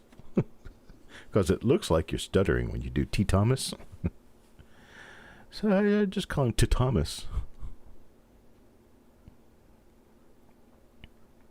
The 58/7 die gouge, that's exactly what it is. I've looked at them in earlier die state, and I have been able to pick them out as being mere die gouges on a number of the earlier die state dies that were hit with new hubs. And it's kind of obvious when you look at a number of examples that the mark that you see at the corner of the 8 kind of curves once you get it down a little bit. And it curves down to actually below the 8 digit. It's larger than the 7 digit. It's misplaced to be a 7 digit. And it was an assumption made by our late great Walter Breen that it was an 8/7. And it was determined by someone later on that it was probably a hub issue, simply because so many of them were showing up. They were everywhere. Well, at one point in time, Annex would give you a holder that had the 8/7 Breen number on it. The Breen number is still listed in his book, but his book is 40 years old now. And so, given that his book is so old, and given that it has since more or less been disproven as a die scratch or a die gouge, I don't think there's a whole lot of people anymore who actually follow the idea that it is anything real to be collected. But I'll show you one when we get back around to another 58 that happens to have it on there. I'll show it to you, and you guys can make your own determination. But my determination, for me, is that it is not anything to be excited about.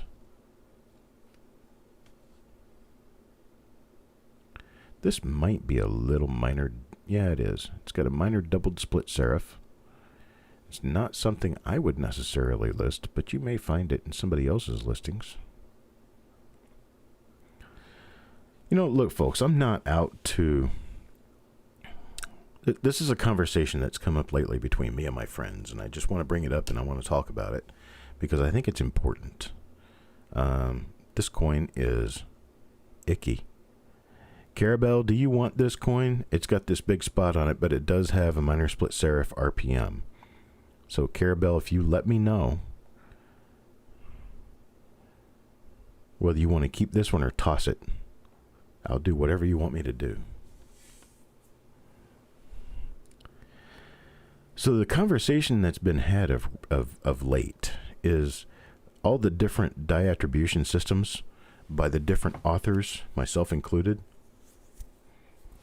They are kind of competitive, but they're kind of not really competitive because we all kind of have our own way of doing things and our own limits and our own way of handling the attribution process itself.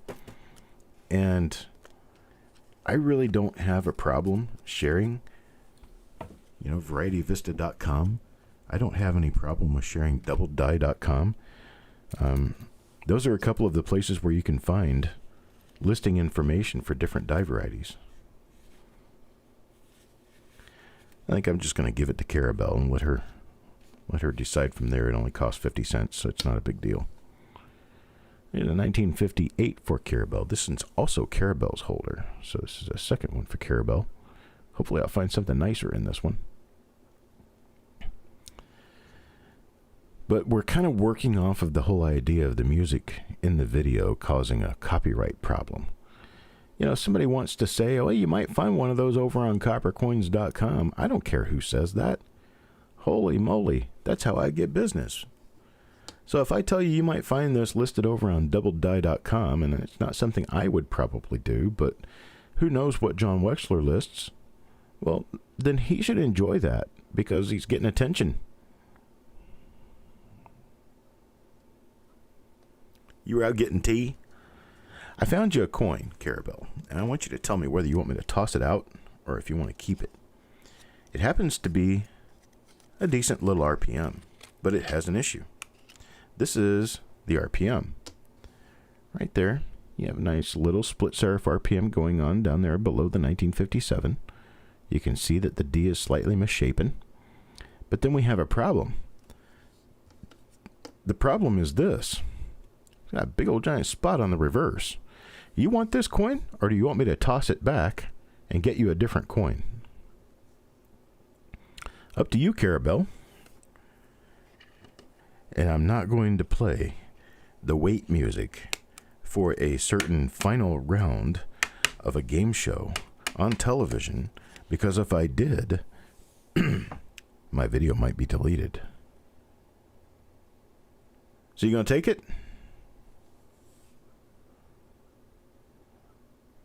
I don't know what sure it is telling me. Oh, you mean you'll keep it? Okay. Sounds good. It's gonna go in your holder.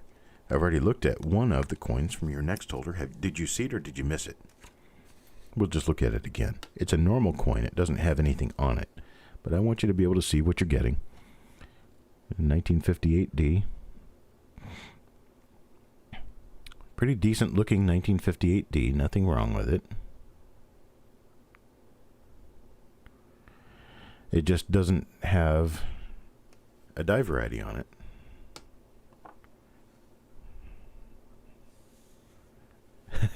What am I killing you on, Joe? Talk to me.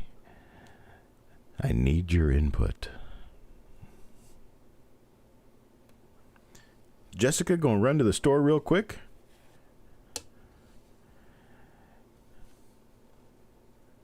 Okay, Jessica. I'd like some orange juice, and don't buy any cigarettes while you're out there, okay?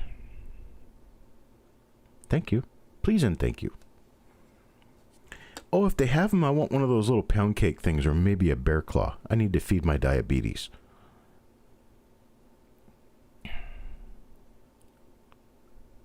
Yeah, who's going to mod? We don't have any mods here. I don't know. Before I started modding everyone, let's see. We have Coin Dragon. We have Paula Bloom. They were both mods previously. Oh, the music thing. Is that what I'm killing you with? Well, I can sing a song or two. I don't know. I really kind of just wish this world could enjoy being alive and not have to be after somebody's throat about something all the time. Trying to be somebody or trying to just make somebody mad. What's the point? Come on, life is short enough as it is.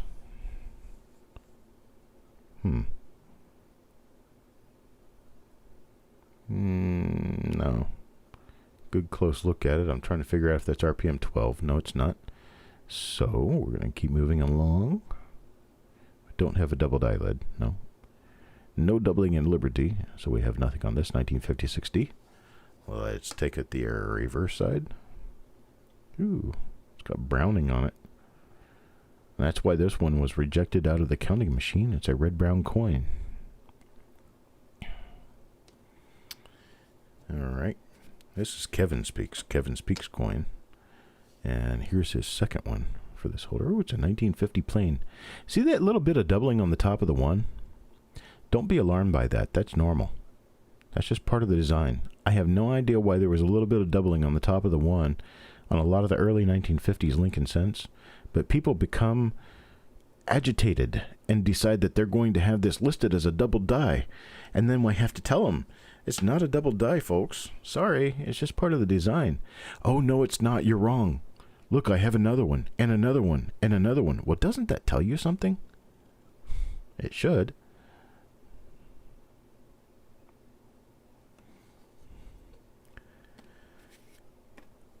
It's like a certain individual who contacted me from Jacksonville, Florida one time, telling me that they had an entire roll of 1983 double die reverses and didn't want to release them all at the same time because I crashed the market on them. So you got a whole roll of them, huh? Yes, I have a whole roll. I'll send you a picture. Sends me a picture of the tube. It's like, that really helps. Helps me a lot. You send me a picture of a tube. You got a tube of coins there, brother. There might be some value in there. This is from Mr. Schwartz. Let's see, what did Mr. Schwartz get here? Is that RPM, maybe? I do see a little split in the lower serif. You see that serif over there? One of these days, I'm going to climb that serif. Sorry, Joe. I just got music running through my head right now. I have to say stuff. Okay, well, this is a minor split serif RPM. It's going to go to Jay Schwartz. The reason I'm going to go ahead and send it is because it is an RPM, and I don't think he's present right now to ask whether or not he wants me to keep it because of the spots or no. This also has a little die, and it looks like it has a die. Yeah, it does have a die crack coming in around the 4 o'clock position on the reverse. And it has a big die chip right there. There's a die chip right there. Looks like a ice scoop. You know, ice machine. Big old ice scoop. And we're going to go on around and take a look at it. See, I see shapes in clouds all the time. Ooh, this is a salmon. No, it's a whale. That's a whale of a die chip. Tail to the left, mouth to the right. It's a whale. So you got a whale of a die chip on the reverse of your coin. And you got a ice scoop too. So you can figure out what to do with those. Write me back and tell me how that's working out for you.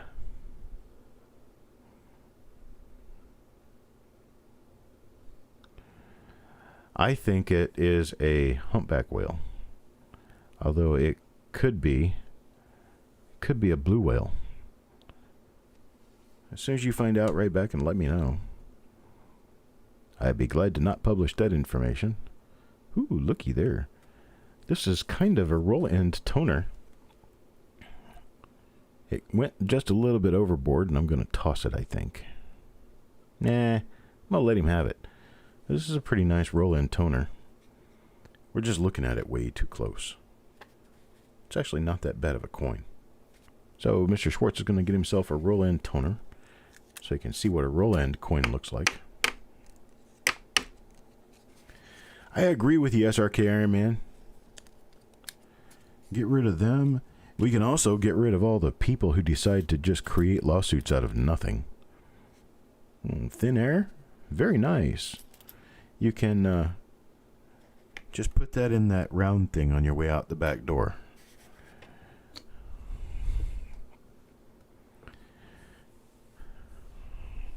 You can take your lawsuit and shove it.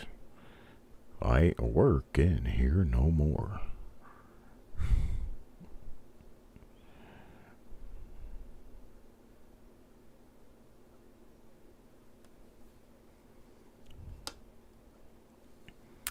Is there anything a person can do to tone their coins naturally? You want to tone coins naturally. How much time do you have? Because I got a good way to tone your coins naturally, but it's going to take a little while. Just a little while.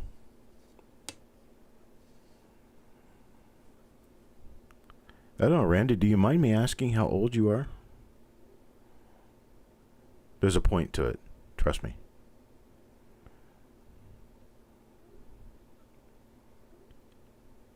$38. Okay. Well, you had it right if you put it in like a dark paper envelope. Like, paper like, I don't know, this color. One of these colors like this. You put it in paper like that. Put a nice little rubber band around it. You stick it in your attic. You go back up there when you're about 78 years old. Get it out. And, well, I wasn't paying attention. I only gave John Brandenbow one coin, so I've got to give him another coin. But you get it out of the attic, you take it out of your paper, and you'll probably have a toned coin. Your chances are about 50-50. That's how that works. Can you make naturally toned coins? Well, that's just an interesting question. It's kind of like saying, is there any way that you can drink gasoline safely? Yeah, just don't do it near a lit cigarette. I mean, that's safe for everyone else. It's going to kill you dead, but everybody else will be okay. That's an oxymoron.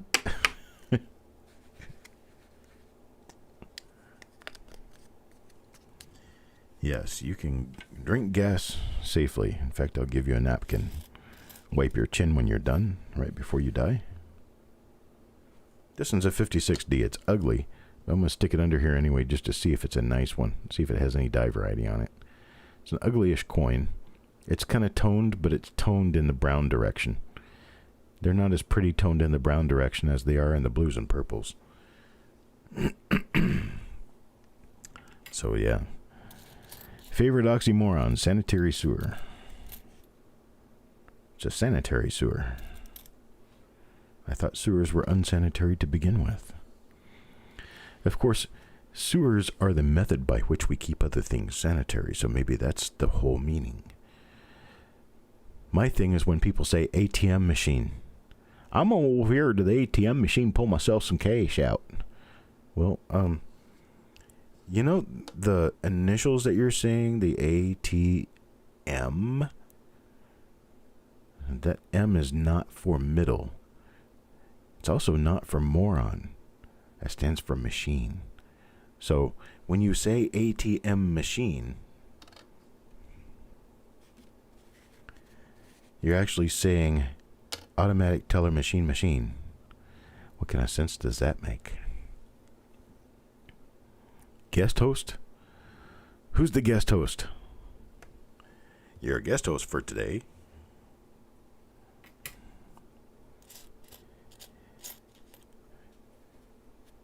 East of the Rockies, call us at 1-800. West of the Rockies, or the first time caller line. I'm going to toss this one out too. Let's check the reverse and see if it happens to be a double die. I've tossed out pretty much close to a whole roll of coins at this point, just because they were too icky spotty for me to want to pass them on to you, and because they had nothing on them anyway. Here is a 1956D. This one's actually a pretty nice shiny coin. It's a little late on the die state. It's got a little bit of toning going on up here in the top area. So this one's going to be a pass-through, unless it has a big old nasty spot on the reverse. Then I'll have to ask Sarah whether or not she wants it. But that's not going to have to happen because this is a nice bright red-looking coin. We like it. We like it. I like it. I love it. What's my next line? Do I know who first made an ATM? I don't know. Was it Charlie Babbage? Not sure, Joe. But I am sure of one thing. You're probably going to tell us. Right? Right? Well, I got Sarah G again. Sarah, you're getting all your coins here in a big clump.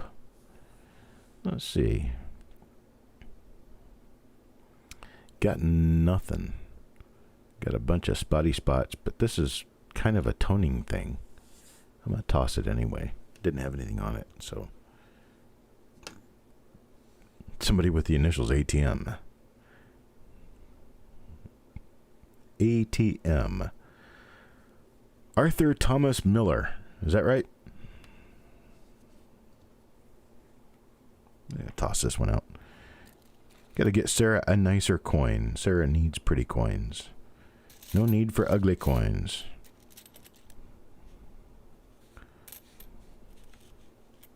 Let's see about this one. Not Arthur Thomas Miller. Was it Meltilus? I don't know where I'm coming up with all this stuff today. Just a little bit on the crazy side. I like my women like I like my chicken.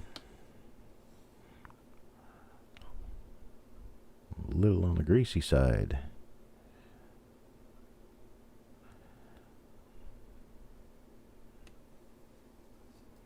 Yeah, decent coin.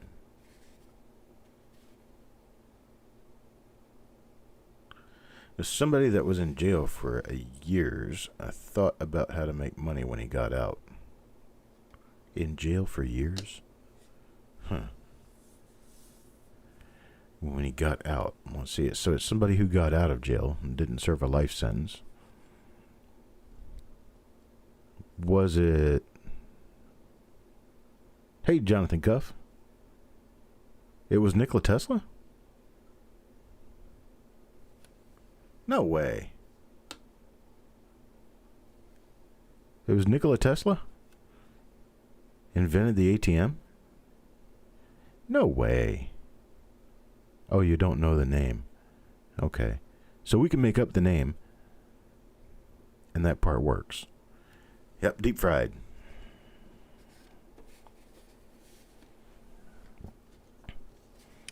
All right, Sarah gets her 2 coins here.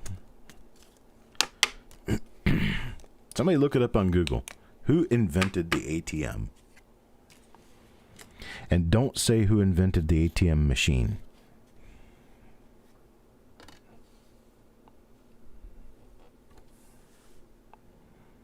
Cash McMoney? That's going to get you in trouble with a certain hamburger restaurant. Because they do anything with Mick in the front of it, and they're not going to like it. Little story about Jack and Diane. No, little story. Back in my days with Modern Coin Mart, we were going to do videos. Going to do some video presentation. And we started a new website called MCTV, Modern Coin TV. And would you believe it? We ended up just having to give up on that. Because a certain corporation with MC at the beginning of the name decided that MCTV meant McTV, and we were infringing on their rights. It made us stop. I'm looking for the little 8/7 thing so I can show it off and discuss it. I'm not finding it, though. Not on this coin. It was invented by a pretzel.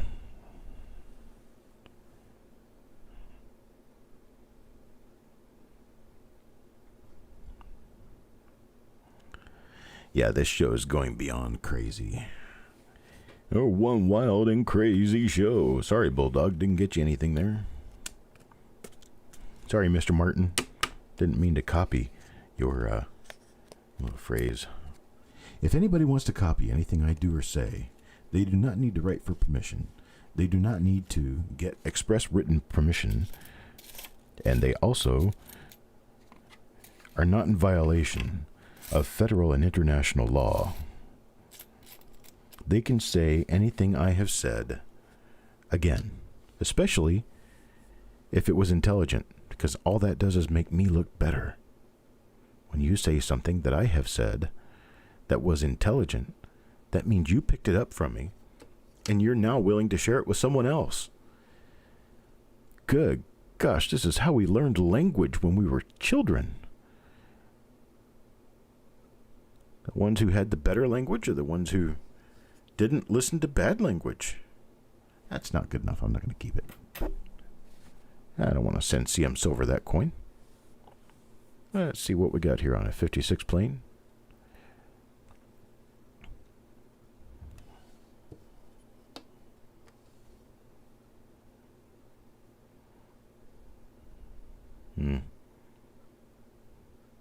Well, it's not a bad coin. It's just not a really good one.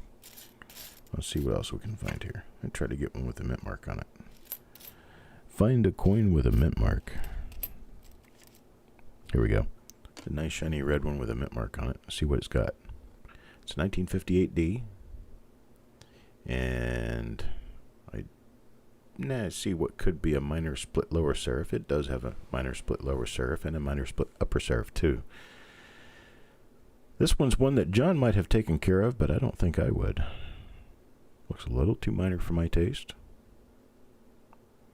So the marketability of die varieties is what drives my website and what drives me to list die varieties. So if I think it's something that doesn't really have a market, or if it's something that I think is just too minor to mess with because there won't be enough market out there to show interest, I would prefer to focus my attention on the things that actually will draw a market and will have market interest. So the more major die varieties or the new die varieties or the stuff that everyone knows to look for, the things that I kind of gravitate toward when I'm publishing what I publish. Now, if I get to a point where I think I've sufficiently published every single die variety there is to publish that has market value, I may do something else in listing the more minor varieties at some point, but for now, I prefer to focus on the stuff that actually has market bearance. Doug Reese, I am not going to send that coin to you. It was ugly and it had nothing on it anyway, so we're going to look at a different one. And the different coin that we look at is not much better. Not much better at all. Look over here and see if we have a double die, and I don't see any doubling on Liberty. See that little tiny bit of doubling on the bottom of the D? It's actually at the top of your picture because the coin's upside down. There's a little tiny bit of doubling down there on the bottom of the D of God. That is master die doubling. That happens on a lot of 1957 Lincoln cents. 57 and 57D, it's even broken down at the bottom just a little bit. You can see a little gap. That is master die doubling. You get Macbeth flashbacks. Out, dumb spot. Out, I say.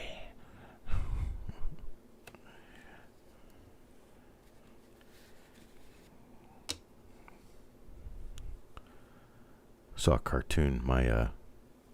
It's a little, like a one cell cartoon that my English teacher posted on the board in when I was in high school. She actually got in trouble for it. But it was a lady and a dog, and she was pointing at the door. The dog was sitting there looking at her and had like torn up toilet paper or something in front of the dog, like it had been tearing up the trash or something. And the girl was looking at the dog and said, "Out, damn spot, out, I say." Of course, it was a reference to Macbeth. And the reference, for the people who don't know, is a minor split serif RPM.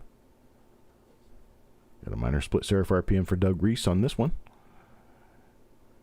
For those people who don't know the reference, who've been living under a rock all their life and have not read any Shakespeare, the out damn spot, out I say, was a spot of blood that a woman was trying to wash out of her clothing, could not get the spot to go, and she was saying that phrase to get the spot to go away. I just thought it was funny how they did a play on words and they turned it into a cartoon of a girl pointing at a dog, telling the dog to go outside. Out, damn spot. Out, I say.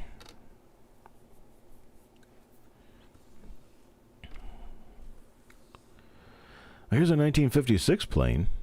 That is the only thing I got out of high school. Sorry, folks, I don't know anything else.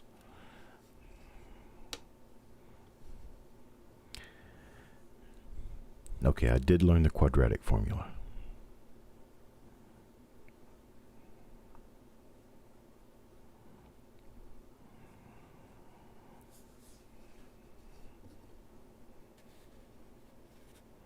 Okay, I also did learn how to find the length of the hypotenuse of a right triangle. A squared plus B squared equals C squared. Slope intercept. Is that like when you're skiing down a mountain and you run into a tree? Is that slope intercept?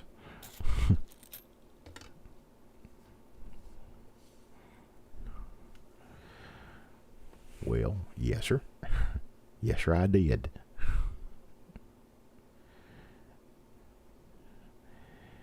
Ethel, put your clothes on.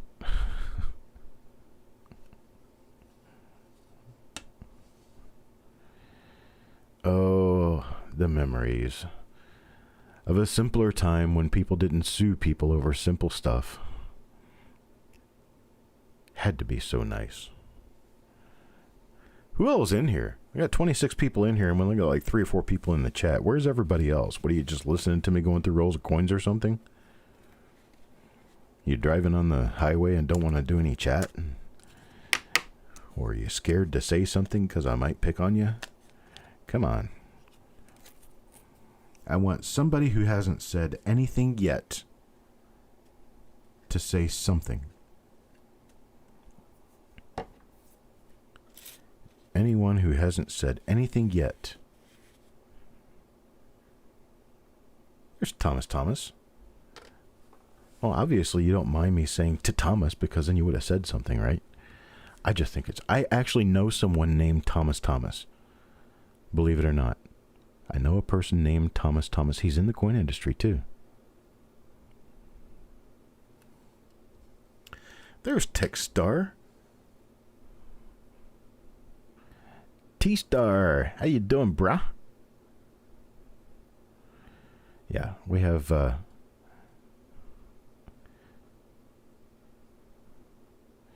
interesting array of. I'm gonna chunk this one off to the side. It doesn't feel right. Sounds okay. Just doesn't seem to me to be a good coin to sell to anyone. What do we have here? We have it's a 1955. There we go. Ezekiel Rodriguez says something. So does Steve A. You guys are just watching. Hey, look, there's a bird nest. It's a little bird nest. That one's in the shape of a squid. That might be Squidbert. Where's SpongeBob? I didn't say that because if I did, I could be sued for it, right? I gotta stop. I'm getting ridiculous. You're just ridiculous, boy. You're just ridiculous.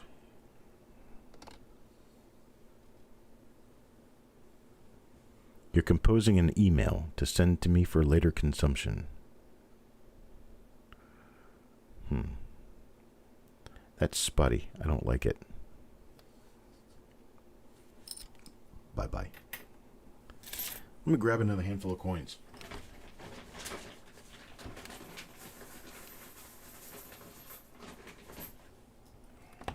While I continue with the dregs of what I've already picked, I'm going to grab a new handful of coins so that we have something new to go through. This one's a nice bright red coin. Let's see what it is. Ooh, it's a 58D.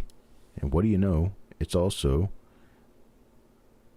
appears to maybe be a minor repunchment mark. I'll let you figure it out, Steve.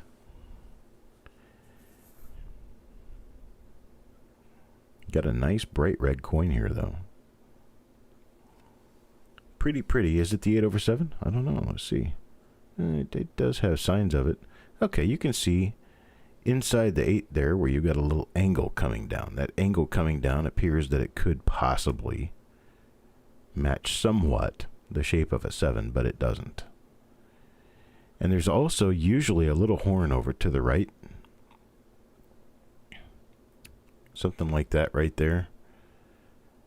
That people were calling an 8/7. It's obvious those are just die scratches. But that's something that has been listed as an overdate and then was later disproven. Now, interesting. Overdate. That's a term. Overdate is when one date is punched over a different date. As in back when they did initial punchings, they would create the die, and the die would not have all of the date digits.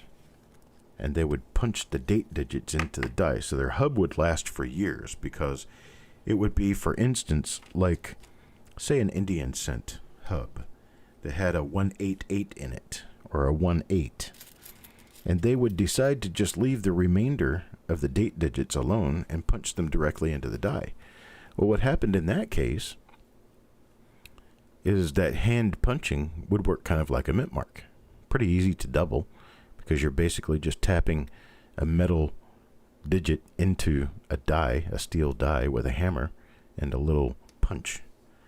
Well, that gives us the idea of being able to punch one date over a different date, because let's say, for instance, you grabbed the punch to punch your 7 in there because it's 1887, and instead of punching a 7 in there, you actually accidentally punched a 6. Well, now I've got an 1886 die and it's 1887. So what I'm going to do is I'm going to polish that 6 off that die, and then I'm going to punch a 7 in there. Nobody will notice. Wrong. You just made 500,000 collectors really excited and don't even know it. But with your 6 under your 7 that people can distinguish, you now have what's called an overdate. One date over another date. Well, move forward to the 20th century, and we're getting ready to come out with Mercury dimes. We're doing the Walking Liberty half dollars. We're doing the Standing Liberty quarters. We're going to be doing Lincoln cents.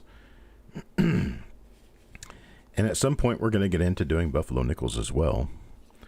And pretty much every one of those series have a coin or more than one different die, anyway, that has one date and then a different date.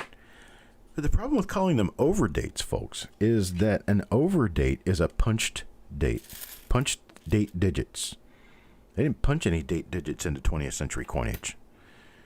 So your 1918 over 17D Buffalo nickel, or your 1942 over 1, ooh, yuck. I've run into a coin exactly like this one already. And it was not a reject. I think I gave that to the person. Jeremy, do you want this one? Jeremy Johnson. Earth Culling, Jeremy Johnson. We have it's a huge spectacle die break on the face of Lincoln here. But we have a huge spot too. So if you want to keep this one, welcome back, Jessica. That's right. Oh, we have a buy die break over here too. We have, oh, that's right. The coin that I looked at did have this, but it also had these icky spots. So you want to keep this, Jeremy, or do you want me to toss it back? Jeremy Johnson, this is your time to shine. This is your 10 minutes of fame, and you now have 9 minutes and 12 seconds remaining. Get it now while you can. Tick tock, tick tock, tick tock. You know what? Jeremy doesn't seem to be around right now. Yeah, I think I'm just going to put it in his flip because it's a really nice coin. If he doesn't like it, he can swap it to somebody else for something else. So he's going to get that coin. And let's see what this is. That's a 1957 plain. It does have a big fingerprint on it, but those are more stains than spots because they're not infective to the coin. And it looks like we have something going on between the L and the I. That looks like coin damage. Let's flip it over on the reverse and see if we find a double die. If there's no double die on here, we'll just move on to another coin because this one I don't like. A really bright, shiny reverse. The reverse is in really good condition. Nothing wrong with the reverse here. But we don't have a double die, so I'm going to just move on to another coin because I don't like the fingerprint on the obverse. And yes, I have coffee. Thank you very much. What do we have here? It's a 1958D. And this 1958D does have what appears to be, there we go, there's one for sure, right there.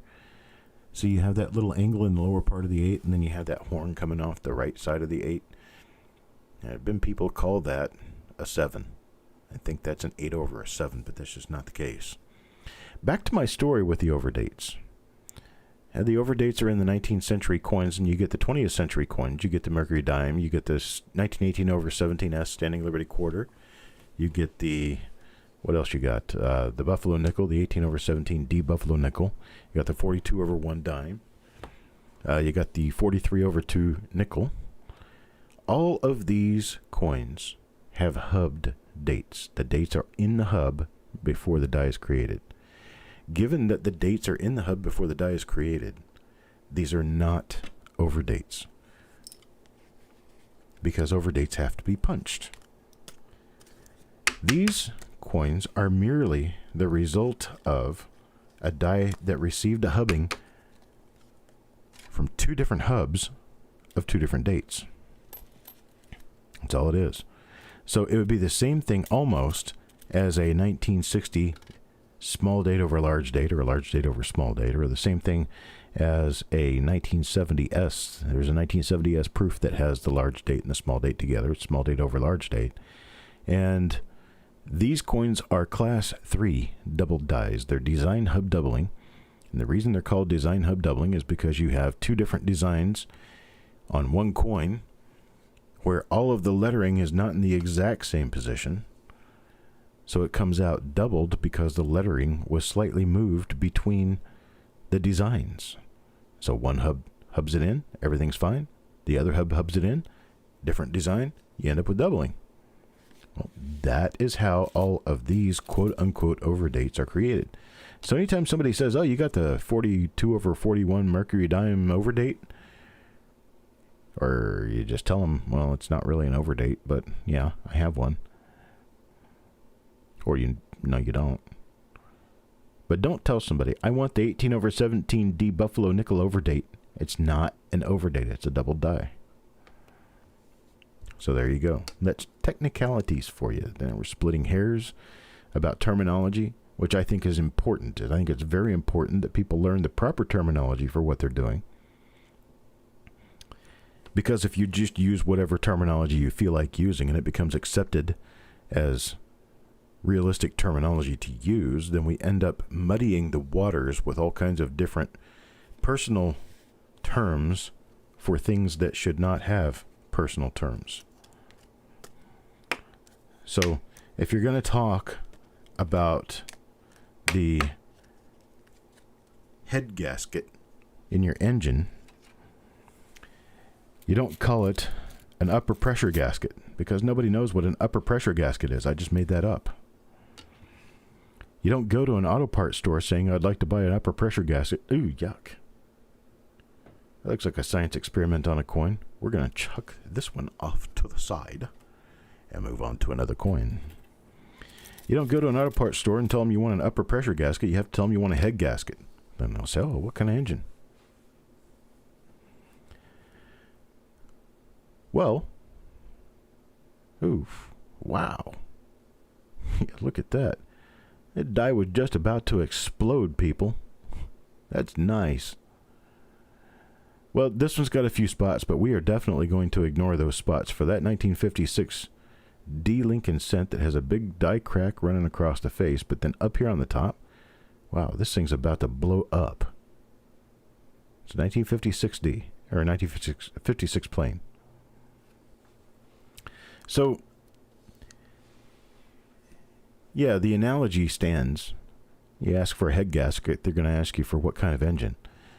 You ask them for an upper pressure gasket, nobody knows what the hell you're talking about. So,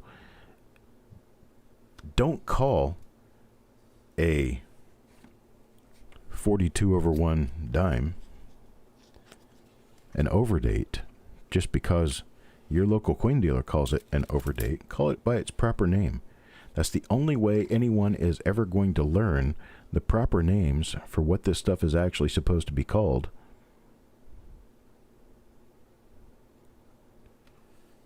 Thus, you're educating the world. Educate the world. Everybody's educated, everybody's happy. Those who don't want to be educated can just keep playing with, well, I almost said it. But I didn't.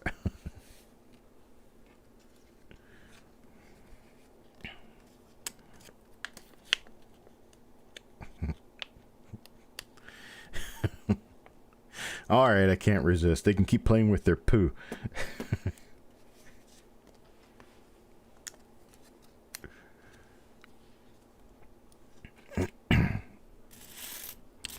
Paul Hampton. Let's see what Paul Hampton gets. Here's a 56 plane. Doubled eyelid. Boom. Poof. Right there. 1956 plane doubled eyelid. This is a third doubled eyelid I've found in this bag. Third 1956 plain doubled eyelid I have found in this bag. Nice, nice. Wait, what? What?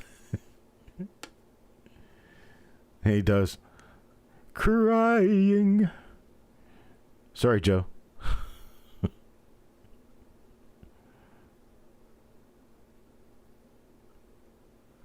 Joe fell asleep, I think. He hasn't said anything in a while. I don't think he's here. I like that. That's cute. Oh, Joe's awake. Hi, Joe. Joe's up. Shh, be quiet. Stop talking about him. He's here now.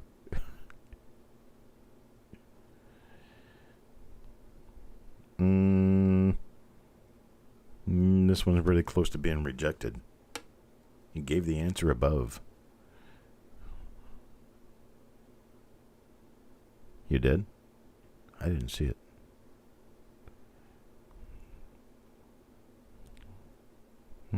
This coin's okay. That stuff will come off of it. All right, Paul. Hate that I did that to you, but... ATM?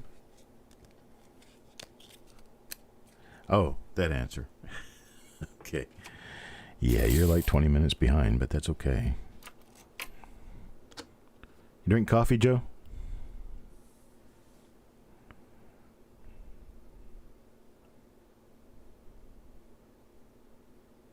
John Argent. Hello.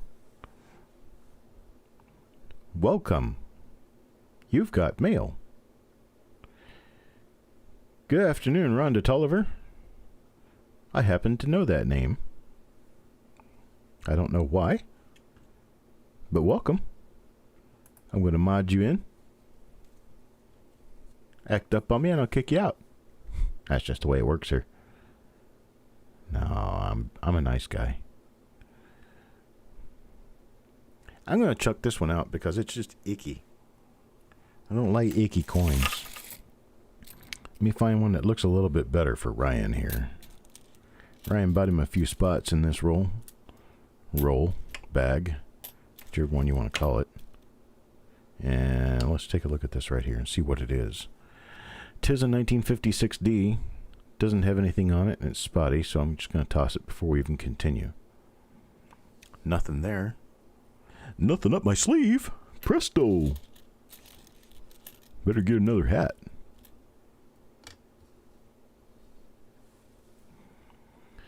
Gone for 3.5 months. Did you feed a lot of people in Africa?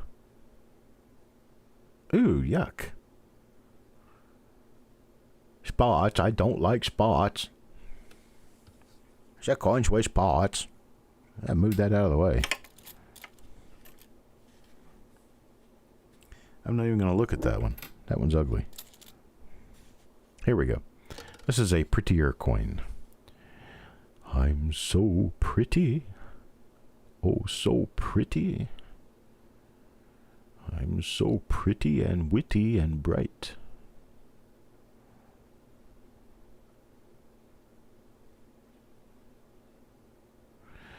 It was John Shepard Barron. Took 2 years from hackers and thieves.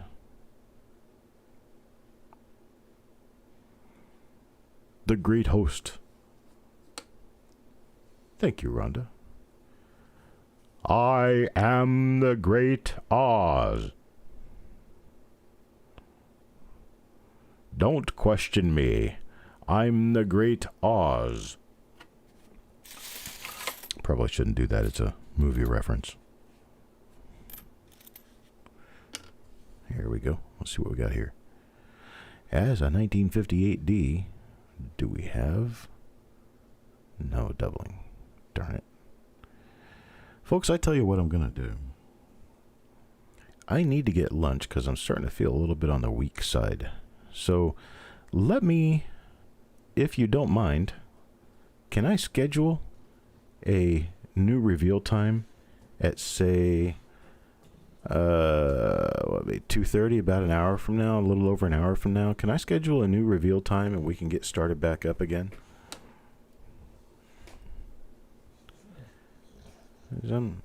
My dog just ate, and he's making me hungry because he's belching and slobbering, and I want to go belch and slobber some too. And I never realized when I actually started this whole thing, I came up with this idea. Yeah, let me just do a reveal for 200 coins. Chuck, stupid. It's 4 rolls. It takes an hour a roll. You're talking about a 4-hour show. I'll get over it. Yeah, I will, but, during the middle of a 4-hour show, I got to take a break once in a while. So, here's what I'm going to do. Instead of pausing this show and making you guys wait and wait and wait, why don't you just go back out to the channel? I'll reschedule an A version of this show, so it's going to be reveal number 132A. And I'll be a behaviorally big boy during 132A and not make any references that could get the video deleted. And that is where we will finish up the roll and we'll give away this beautiful scale. Okay, we're going to start it back up at 2:30 Eastern Time. It's 1:18 Eastern Time right now. So it'll be a little over an hour from now. I don't want to leave this running for an hour. I would rather just shut it down and start it back up again. So, don't count on what?